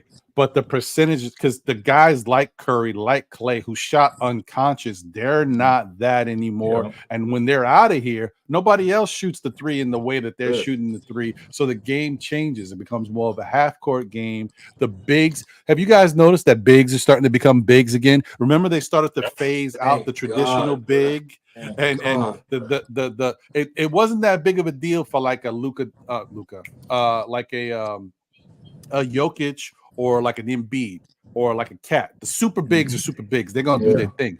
But it started to affect the other bigs, the journeyman bigs, the Samuel Dallenberts. I can't. There's a big that I used to think, Whitehouse. All of these guys, like the different bigs that are around the league. Whiteside. I'm like Whitehouse. Yeah, Whiteside. Like those guys started to lose their jobs because the NBA was changing. Now that the NBA is changing again, those guys are starting to get their jobs back in. That's what's Look happening. At Jalen Duren. Jalen Duren, right? Is a Jalen Duren, yeah. Mitchell and Robinson. Mitchell. And another reason why that's happening too is because of the FIBA games. Watching the European teams with those bigs giving USA problems and Canada problems. That's what you. Oh, okay. The bigs are back. What I told people, I've had conversations like that with my friends. I go, yes, the bigs from Europe can shoot threes, but they could also post up. Like that, it's not like, oh, that's the only thing they do. If you throw the ball to them in the block, they can hit you with a spin move or a fake, and they're at the basket as well. That's why when they come here, look at Jokic. Jokic can shoot a three, but if he takes you in the paint, there's nothing you can do. I don't care what. Anthony Davis is one of the best defensive players in the league, and he makes him look like pudding. And he and Jokic can't even jump over a paperclip. Do you understand what I'm saying? I think he has maybe like 7 dunks this year. 7. The whole year.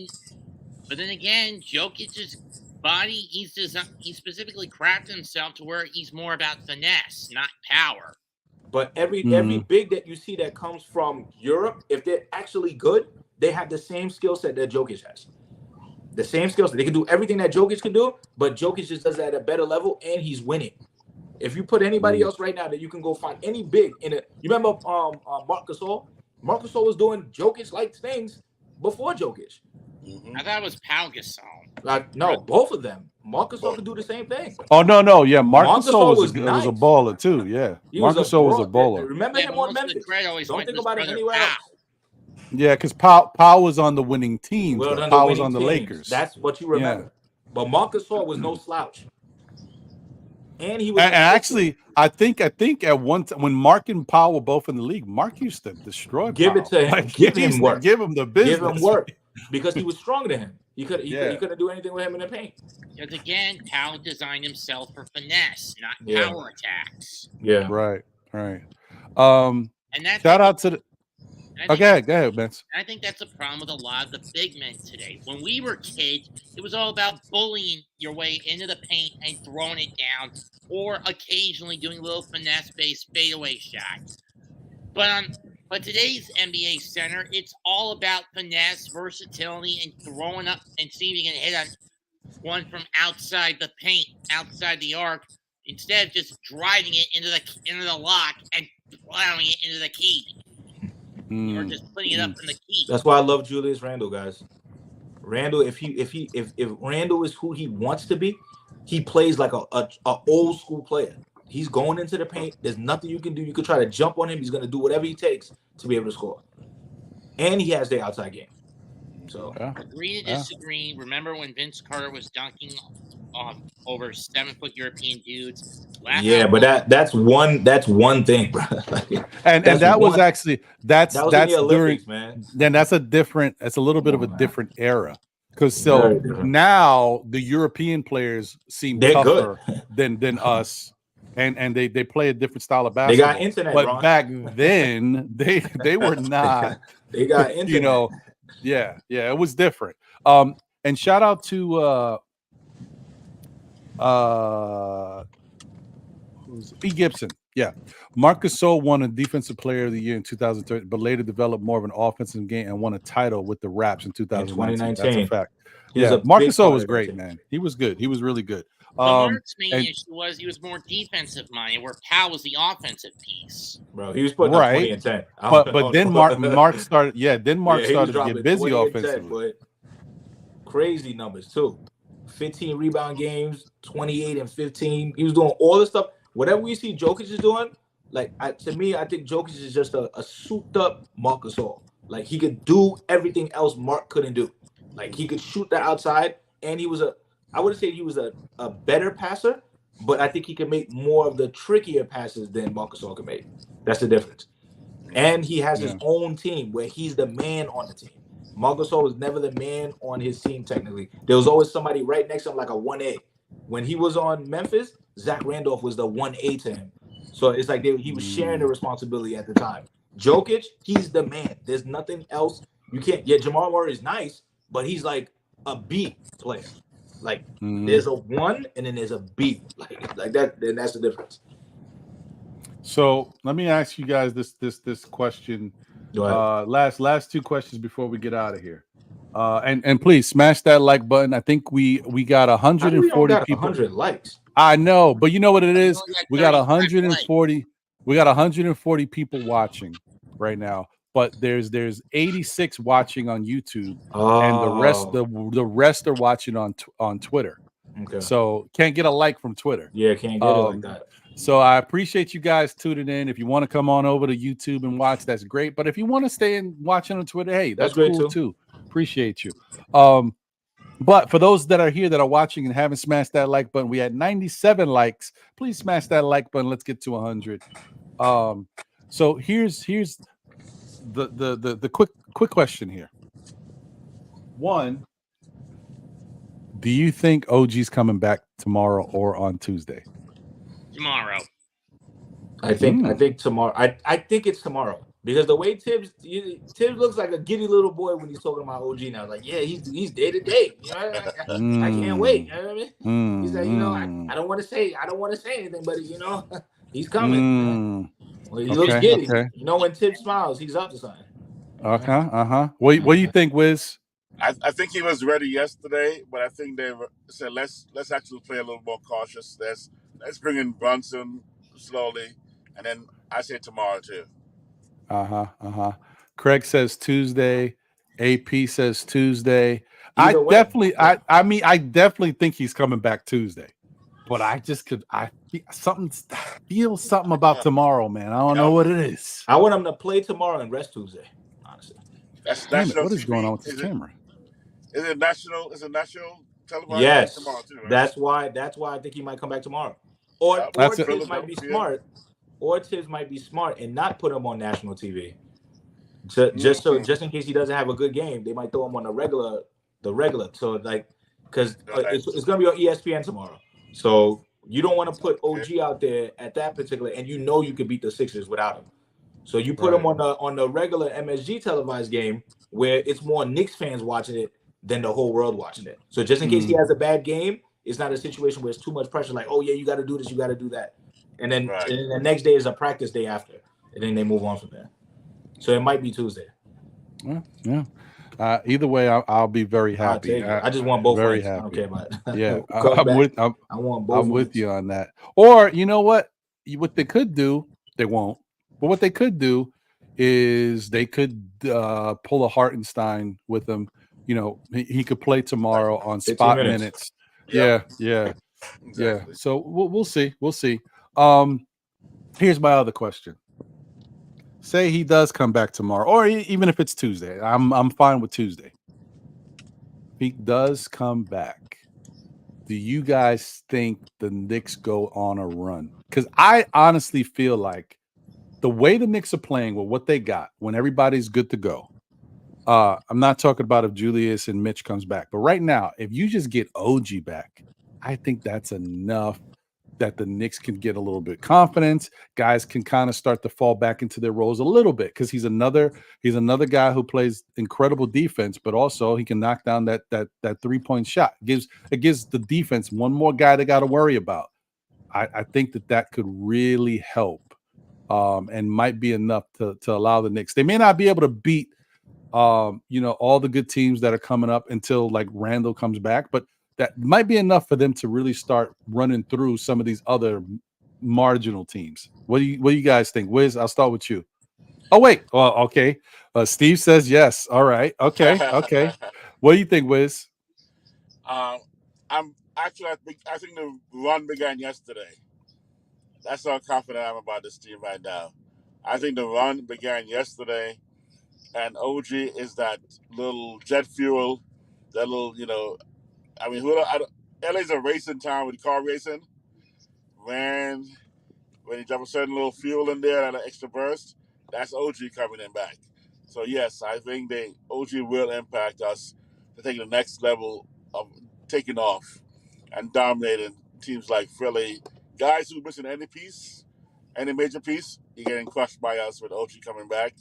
And then all those teams that are solidly put together, we're going to be facing a challenge that you wouldn't believe. That's almost playoff ready. I really think Precious can really is doing stuff that. Okay, let's be honest. Everyone knows I'm not a Randall lover, but I'm not a Randall hater either. I do see Precious doing things Randall does not do, especially defensively, right?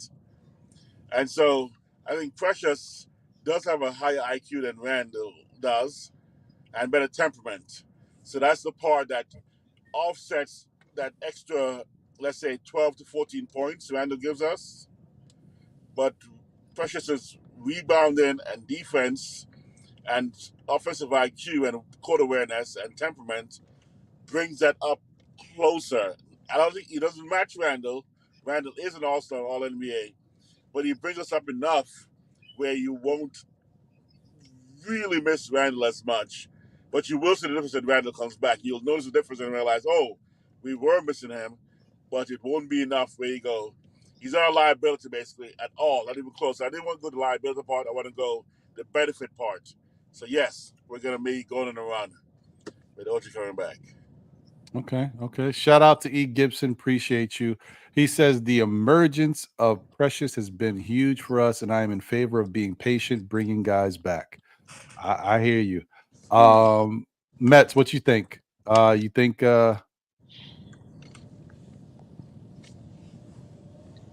Well, in regards to he comes back tomorrow, I say yeah for OG. Mm-hmm. You think they can go on a run? Yes, but we still need Randall and Mitch back first before that happens. Okay. All right. Fine. Fine. I've really gotten sick with having to push the goalposts back on two of these three just because of the injury. The severity of the injuries. And throw in the fact that many of the injuries, especially with OG and Randall, were sugar-coated or completely swept under the rug, which is something I can't stand. Because I get you're trying to instill a sense of calm, but for me, that has the opposite effect, instilling a sense of panic. I hear you. Sometimes that's what can happen. But is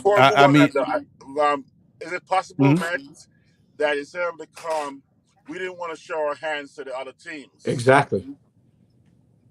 It's actually smart to not announce your injuries, because what you don't want teams to do is to game plan and be ready for whatever's going on. So right now, when they're putting OG day to day, teams are game planning for OG to be there, right? And then when he's not there, the game plan has to change on the fly now, because now Precious is there. And Precious, no matter how you look at him, he's energy, and even more energy. He's that's why I like Precious, because he's like a compliment to Josh Hart. It's like having two Josh Harts on the floor at the exact same time, but both of them do two different things at the exact same time. They both rebound. They both can get to the paint. They both pass. They both have a high IQs.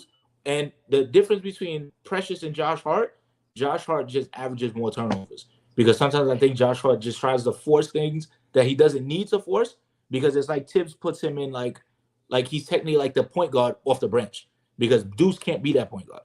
Like Deuce is more of a shooting guard stuck in a point guard's body. Like if Deuce was 6'5", he'd be the perfect shooting guard. But unfortunately, he's 6'1" or 6'2", and goes east and west and not north and south. So now he's been trying the north and south, and it's been working. More not really north and south, more like northwest and like southeast. Like that's what he's been really doing, and it's been working. I just want, before everybody gets too hype about Deuce, you see the contract that they gave Deuce. If you look at what the Knicks have done, they've given everybody a contract that they can trade. I hope you guys understand. And Deuce is actually bringing his value up for next year, bro. As crazy as it sounds, and I love Deuce, I love the kids, I love Mitch, I love all those things. They're actually, like, the way that Deuce is playing, it's actually helping him out for the future. And like teams are gonna go, oh, whoa, I like that kid Deuce. He has a lot of fire behind him. And look what Quickly did. You see how everybody was like, oh yeah, this was the Quickly, and we just added Barrett to the trade. This is the same situation they're gonna do next year. Oh, let me get Boban. Let me get Deuce. Let me get, might say, Donte DiVincenzo. If you want Donovan Mitchell, you're gonna have to pay to play. Like there's no ifs, ands, or buts about that. And as much as I love Deuce, if they told me that they want DiVincenzo, they want Deuce, they want Boban, I'm giving them up. Like like I love DiVincenzo, but if you want to get Donovan Mitchell here, unfortunately, you're gonna have to do that. Anybody you want, you're gonna have to give up somebody. You might have to give up Josh Hart in that particular deal, or not give anybody like that. This is what's going on now. I think the Knicks. That's the proof is always in the pudding, right? Yep. I know you referenced that before. The Knicks just have to go out there, play the rest of the season out, and see what they got.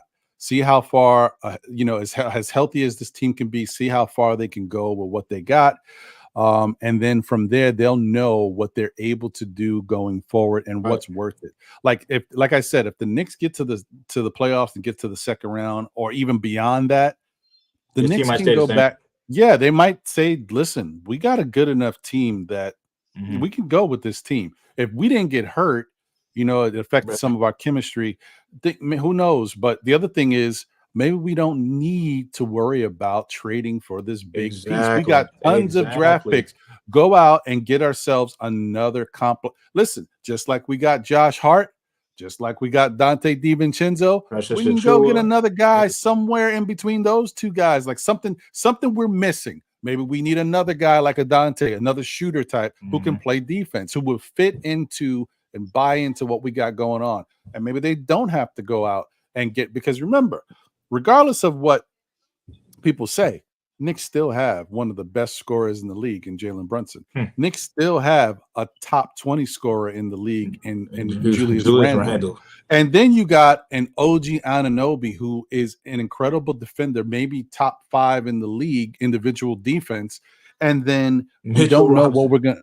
Right. I mean, I wasn't even thinking about Mitch, but you don't even know what you're getting offensively from OG. He might be, as long as he's healthy, because we've seen when everybody was out, when we didn't have, OG stepped up. He dropped 20+ points. Yeah. He just did what he needed to. So just got to play it out and see where it goes before there's panic setting and the Knicks make the wrong move. And I'm confident that the Knicks are definitely not going to make the wrong move. They've been very frugal, and they've taken their time with whatever move they feel like they're going to make. Yes, you might say the Alec Burks thing is not great, but you still got Bojan out of it. And even if Bogey doesn't work out like the way you want him to, they could trade him this summer. He's a trade piece. He's a trade piece. So, yeah, I would give it some time and not panic and not go too crazy with it. And the other thing is, by all means, guys, I'm going to wrap up the show now, but you guys know, Saturday's show, if you want to come on here and talk, everybody is welcome. This is a platform that allows everybody to come up here and voice their opinions. So whether or not you know anything about X's and O's, or if you are supremely talented in evaluating basketball, you're welcome to come up here, and this is a safe space that you can come up here and talk. And I value everybody's opinions, but I want you guys to understand, coming up here, you are in a situation where I'm just like you. We are talking Knicks, and if you say something that I agree with or disagree with, I'm going to let you know either way. I'm going to agree with you and tell you why I agree, or I'm going to disagree with you and tell you, well, look at it this way, blah, blah, blah, blah, blah. So just the point is, I want people, because the other thing about this show is, like, this is the first time I ever get to see the art man formerly known as Steve on the panel. And this is dope, and I appreciate you, brother. I thank you for feeling comfortable enough to come up here, show your face, and talk with me. Thank God. And I want more of you guys to feel comfortable enough to do that. There's so many people that tune into this show and watch the show and support that don't feel comfortable enough to come up here and talk. It's not easy, guys. Because my wife told me, my wife's like, you listen to the guy all the time. Just get on there, say something. Stop being a punk. I was like, all right, I got you. Man. I appreciate you coming up here. And I want more of you guys to feel comfortable enough to come up here. And here's the thing. You know, I don't have all the answers. You guys don't have all the answers. But as a group conversing together, maybe we can find more of the answers we need to understand this Knicks team going forward. You know what I mean? Yep. So let's continue to keep growing and keep glowing, as I like to say. Ron, before you leave, I'll just before we get out of here, I just wanted to let you know, like I told you, I work for sanitation, right? So I'm hopping off. Yeah. All right, Matt. Appreciate you, brother. Number love. Yeah. I like I said, my biggest highlight, like I said, I've always been a Knicks fan. I was actually able to be in the playoff commercial last year. Oh, really? I was the guy with the dreads that said the rats don't run the city, the Knicks do. So I remember that. That was you. That was me. That's crazy. Oh, so, wow. Yeah, so the way that the universe works, they were looking for an artist, and I just so happened to be an artist, and then they were looking for a sanitation worker. So they killed two birds with one stone, bro. So I just so that was my thing. I do work for EA Sports. I work with Madden. I do all types of stuff. And I live in Brooklyn, bro. So it's nice. So that's dope. You understand? So I love Knicks content, even down to my son. If you ask me what's daddy's favorite team, he couldn't even speak, but he knew that Knicks. I was like, that's right. As long as you remember that, you always get a smile from me. You hear me? That's just the thing that I am. And like, if you look, I always support, because I always feel like the type of environment I want to be in is a supportive environment. So if I see you doing something well, there's no reason why, if I have it, I'm not going to support you, because I would like the same kind of like love right back. Do you understand what I'm saying to you? Like if I put it out there and I put it in the atmosphere, God sends the same situation back towards my way. Like, you know what I'm saying? Like, so 100%. I've always been like that ever since I was a kid. My parents raised me to be like that. And then, like I said, it was only a matter of time before I actually hopped on. Like, it was always going to happen. Today was just the day I came from work. I said, you know what? I'm jumping on today, no matter what the situation is. Pause. Well, I'm glad you did, brother. I really appreciate you. You know, hey, listen, I appreciated you just being in the chat and supporting the shows, but to actually see your face and have you chop it up with us is very dope. So thank you, man. I appreciate you guys, bro. I appreciate you. Thank you. And shout out to Paris Duggar. He says, great show, Ron. There's coffee money in here somewhere. Let's go, Knicks. And shout out to my Sims and Deuce. Hey, man, I appreciate you, brother. Yeah, after YouTube takes their 40%, I should have enough to get a coffee from that. So I appreciate you. He said, if you go to Dunkin' Donuts, you get a free donut with that medium coffee. So yeah, you know what I'm saying? You know, why not, man? I appreciate you. And, you know, just for you, Paris, because you dropped in the Deuce. And of course, once again, for this guy, Wiz, man. Damn. Took the Deuce to the trade. Yeah, let's go. Right, baby. My guy Deuce. So let me get around. I'm gonna take that as your final words, Steve. All right, I appreciate you. I'm gonna get your final words, Wiz, before I get out of here. Well, first of all, I want to thank Steve Artman for showing us your artwork and for all you do. Your takes were fire today. No wonder Ron's been trying to keep you off the show, because he's jealous. You don't want to have the competition. By the way, Ron, speak for yourself when you say we don't have all the answers. I have all the answers, young. Yeah, you definitely got something. I don't know if it's the answers, it's not the singing. It better be the right answer. Yeah, I mean the comedic chops. I don't know if you got that. I mean, we could just keep going with okay. Wow. Wow. My singing style is off the charts. You know, my dance skills are major. You know, my rap skills, because I got the voice. Right? You think you got the radio voice? Because my voice. Ron, you got a radio voice, bro. It's baritone, and I really don't need no microphone. Thank you. But I use one anyway. Just make sure the players hear what I say. Anyway, Knicks are making me happy this season. What was that? Like I told you, was that a rap? What was you doing there? I must have tried to drop a 16 real quick. A little 8 bars and dip. That was tight, man. That was really tight. That was tight 8. The tight 8, Ron. The very tight 8. Nah, I'm just playing. Listen, if y'all, and first off, let me just say something, because there might be some people, like I said, there's people tuning in on Twitter today. If you don't know, that we got 55 people tuning in from Twitter. Appreciate y'all. Me and Wiz go back and forth all the time. We rag on each other, so there's no love lost. But there's love there. There is. Yo, man, this is a fire panel, man. I love it. Danny and Mets, way to go. All the voice we're missing today is J Boog, because J Boog always drops something. But I was waiting for this salute, 3 capital S. Right. If you don't see J Boogie here, if you don't see Jay Boogie here on the panel or in the chat, he is definitely busy doing something. Yeah. And it's something good, man. So making the magic out there. So that's right. Speaking of making the magic, we took care of the magic yesterday. That was nice. That was so sweet. Showing the magic some real magic, how to play the game without 3 of your top starters. And so I'm looking forward to this season to really keep going.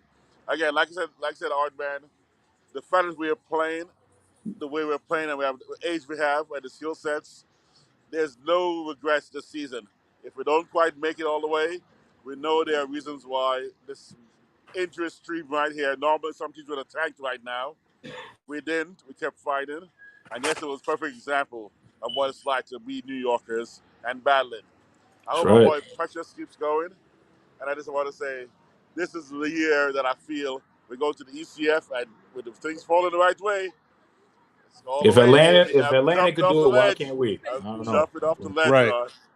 If Atlanta could do it, facts. If Miami could do it, I mean, Miami is a really good playoff team, but they both surprised the rest of the NBA with their play in the playoffs. Why not? Our team healthy. And that's the big caveat to this whole situation. If this team is healthy, and all they got to do is just adapt whatever Tibbs is saying to them, they will be fine. As good as Boston is, I'm not saying we're better than Boston, but we're gonna give them a run for their money. It's not gonna be no cakewalk, because like any team that they put against the Knicks that they said, oh my God, this team is on a roll.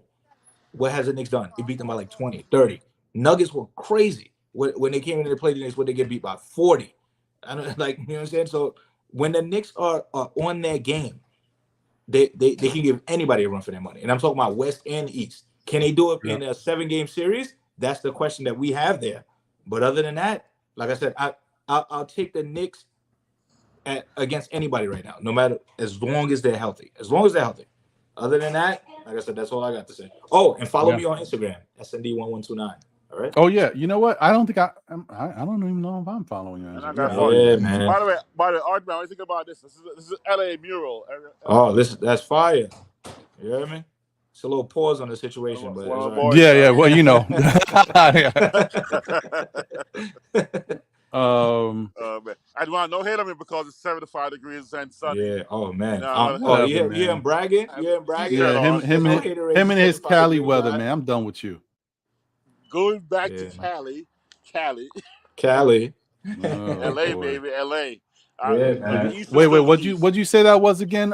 It's S like Sam, N like Nancy, Mm-hmm. D like David, 1129. Got you. I see you. Yeah. All right. So once again, I want to thank you guys for being here and chopping it up with us. It's been a good panel once again. Appreciate you guys for, like I said, I know it's not necessarily as easy. It's easy for me because I've been doing it now and I'm comfortable. But let me tell you, even my first shows of having to come up here and talk Knicks and looking at, you know, the screen and watching people listen to what I got to say, it wasn't that easy. But we got through it and we got better at it. And you know, and which by the way, I mean, I don't know. I hope let me just double check one thing because I was a little concerned last week. Give me 1 second. I just want to listen to myself here. Sorry. Oh no, it sounds good. Okay, because 2 weeks ago, I think I was listening to the mic and my mic was sounding choppy. I was like, "Is it time for a new mic?" I mean, come on, man, that's more money. Ron, nothing beats when you on mute, bro. Oh yeah, that might be top. Well, you 5. know, really, guys, you guys don't know the level of my cunning, my sophistication. I do that just to give you guys laughs. I know exactly what's going on. It worked. Right. People started sending super chats to try to tell me. That was hilarious, bro. I was like, yo, and the funny thing is, I was so lost. I would have stayed on mute. Let the super chat pile up. I was so crazy. I couldn't believe that. I was like, yo, I'm on mute this long. And I was like, yo, crazy. This is like this is my whole intro. Soliloquy. That was nuts, man. Well, you know, live YouTube, man. It's like live TV. You never know what's going to happen. It happens. Someone said it. I think it might have been JJ, but I wanted to give you guys an update. I don't know. I mean, this is just, you know, apparently Nick Nurse said, you know, that Tyrese Maxey took another step and they are hoping to have him be ready to go for Sunday's game versus the Knicks. Perfect. I need that. So yeah, I would expect to see Tyrese Maxey out there tomorrow. I like barometer tests for the Knicks. I hate playing teams that are missing what you go, like, especially in the East.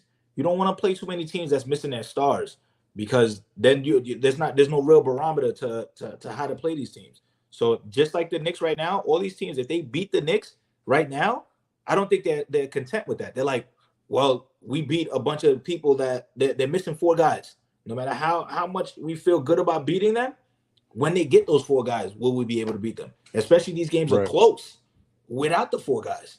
So if you add those 4 in the mix, every game is a toss-up. Yep. Every game. 100%. Agreed. I'll take it.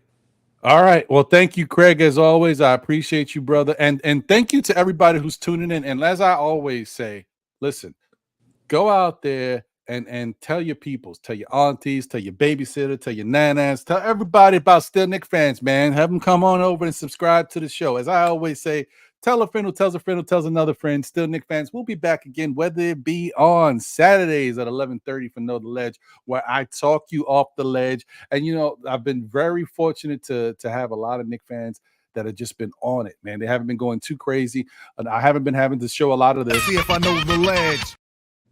Like, you know, y'all ain't jumping out the window. So it's been good. It's been, so for the most part, it's been good. You know, so continue to do that because to support the show. Also, Mondays at 9 p.m. for SKF Weekly with my brother John and myself and Jose holding it down on the 1s and 2s. Tune into this Monday. I don't know. I think we might have a special guest joining us as well. We'll see. And please, if you haven't already seen last week's show with Dexter Henry and my guy Eru from Die Hard Knicks, it was a really good show. So please support. And then also the NBA, we go over that on Nothing But Knicks. It's a show called the NBA Wrap Up. And we also do a different version called the Wrap Up, which is on the front stoop, where we get into some hip hop. I was hoping to have everything ready this week to do a show. We didn't have everything yet. So I'm hoping next week we'll have everything so we can get back out there and get back to the regularly scheduled programming. Anyway, once again, thank you to all my fellow panelists today. Thank you to my guy, the art man, formerly known as Steve, for being here rocking. Thank you to Wiz. Thank you to Mets. Thank you to Danny Landis. We did it, baby. We did it. Mama, we did it. Brooklyn, we here. Anyway, all right, guys. I'll catch you on the next one. Let's Ron, go. Nothing but love, my brother. I appreciate you once again, man. Thank you. Thank you, my brother. And once again, guys, listen, if you can, if you have the ability to buy a ticket, you want to come to the game tomorrow, there still might be tickets available. Go to NothingButKnicks.com. I got to check the family schedule tomorrow. Yeah, but like I said, man, even if you can't buy the ticket to go to the game, come on down the ledges, chop it up for a little bit. You know, you don't gotta spend too much time. We can chop it up and hang and talk that Knicks stuff. Yo, I'm all not right, 6'5" though, all right? So don't put your hand Hey, on my you good. You good. I mean, I might be 6'4.5" now, man. As I get older, I'm shrinking. I'm 6 feet on a dot, so all right, it might be close. All right? That's a good height, though. That's a good height. Thank God. Yo, Rob, my sister's 6'2", man. Oh no, your sister's bigger than you. Yeah. She be bullying you, bro. I'm the shortest person in my family, bro. That's crazy. What? But to be 6 feet and the shortest, that's dope. Yeah. I mean, unfortunately, I could have made it to the NBA in 2K. You hear me? And he's funny too. Look at that, guys. Look at that. See? Come on, man. I Nothing appreciate but love, you, guys. brother. Nothing Thank but love. you, I man. appreciate you guys. Catch you all on the next one. I'm out of here.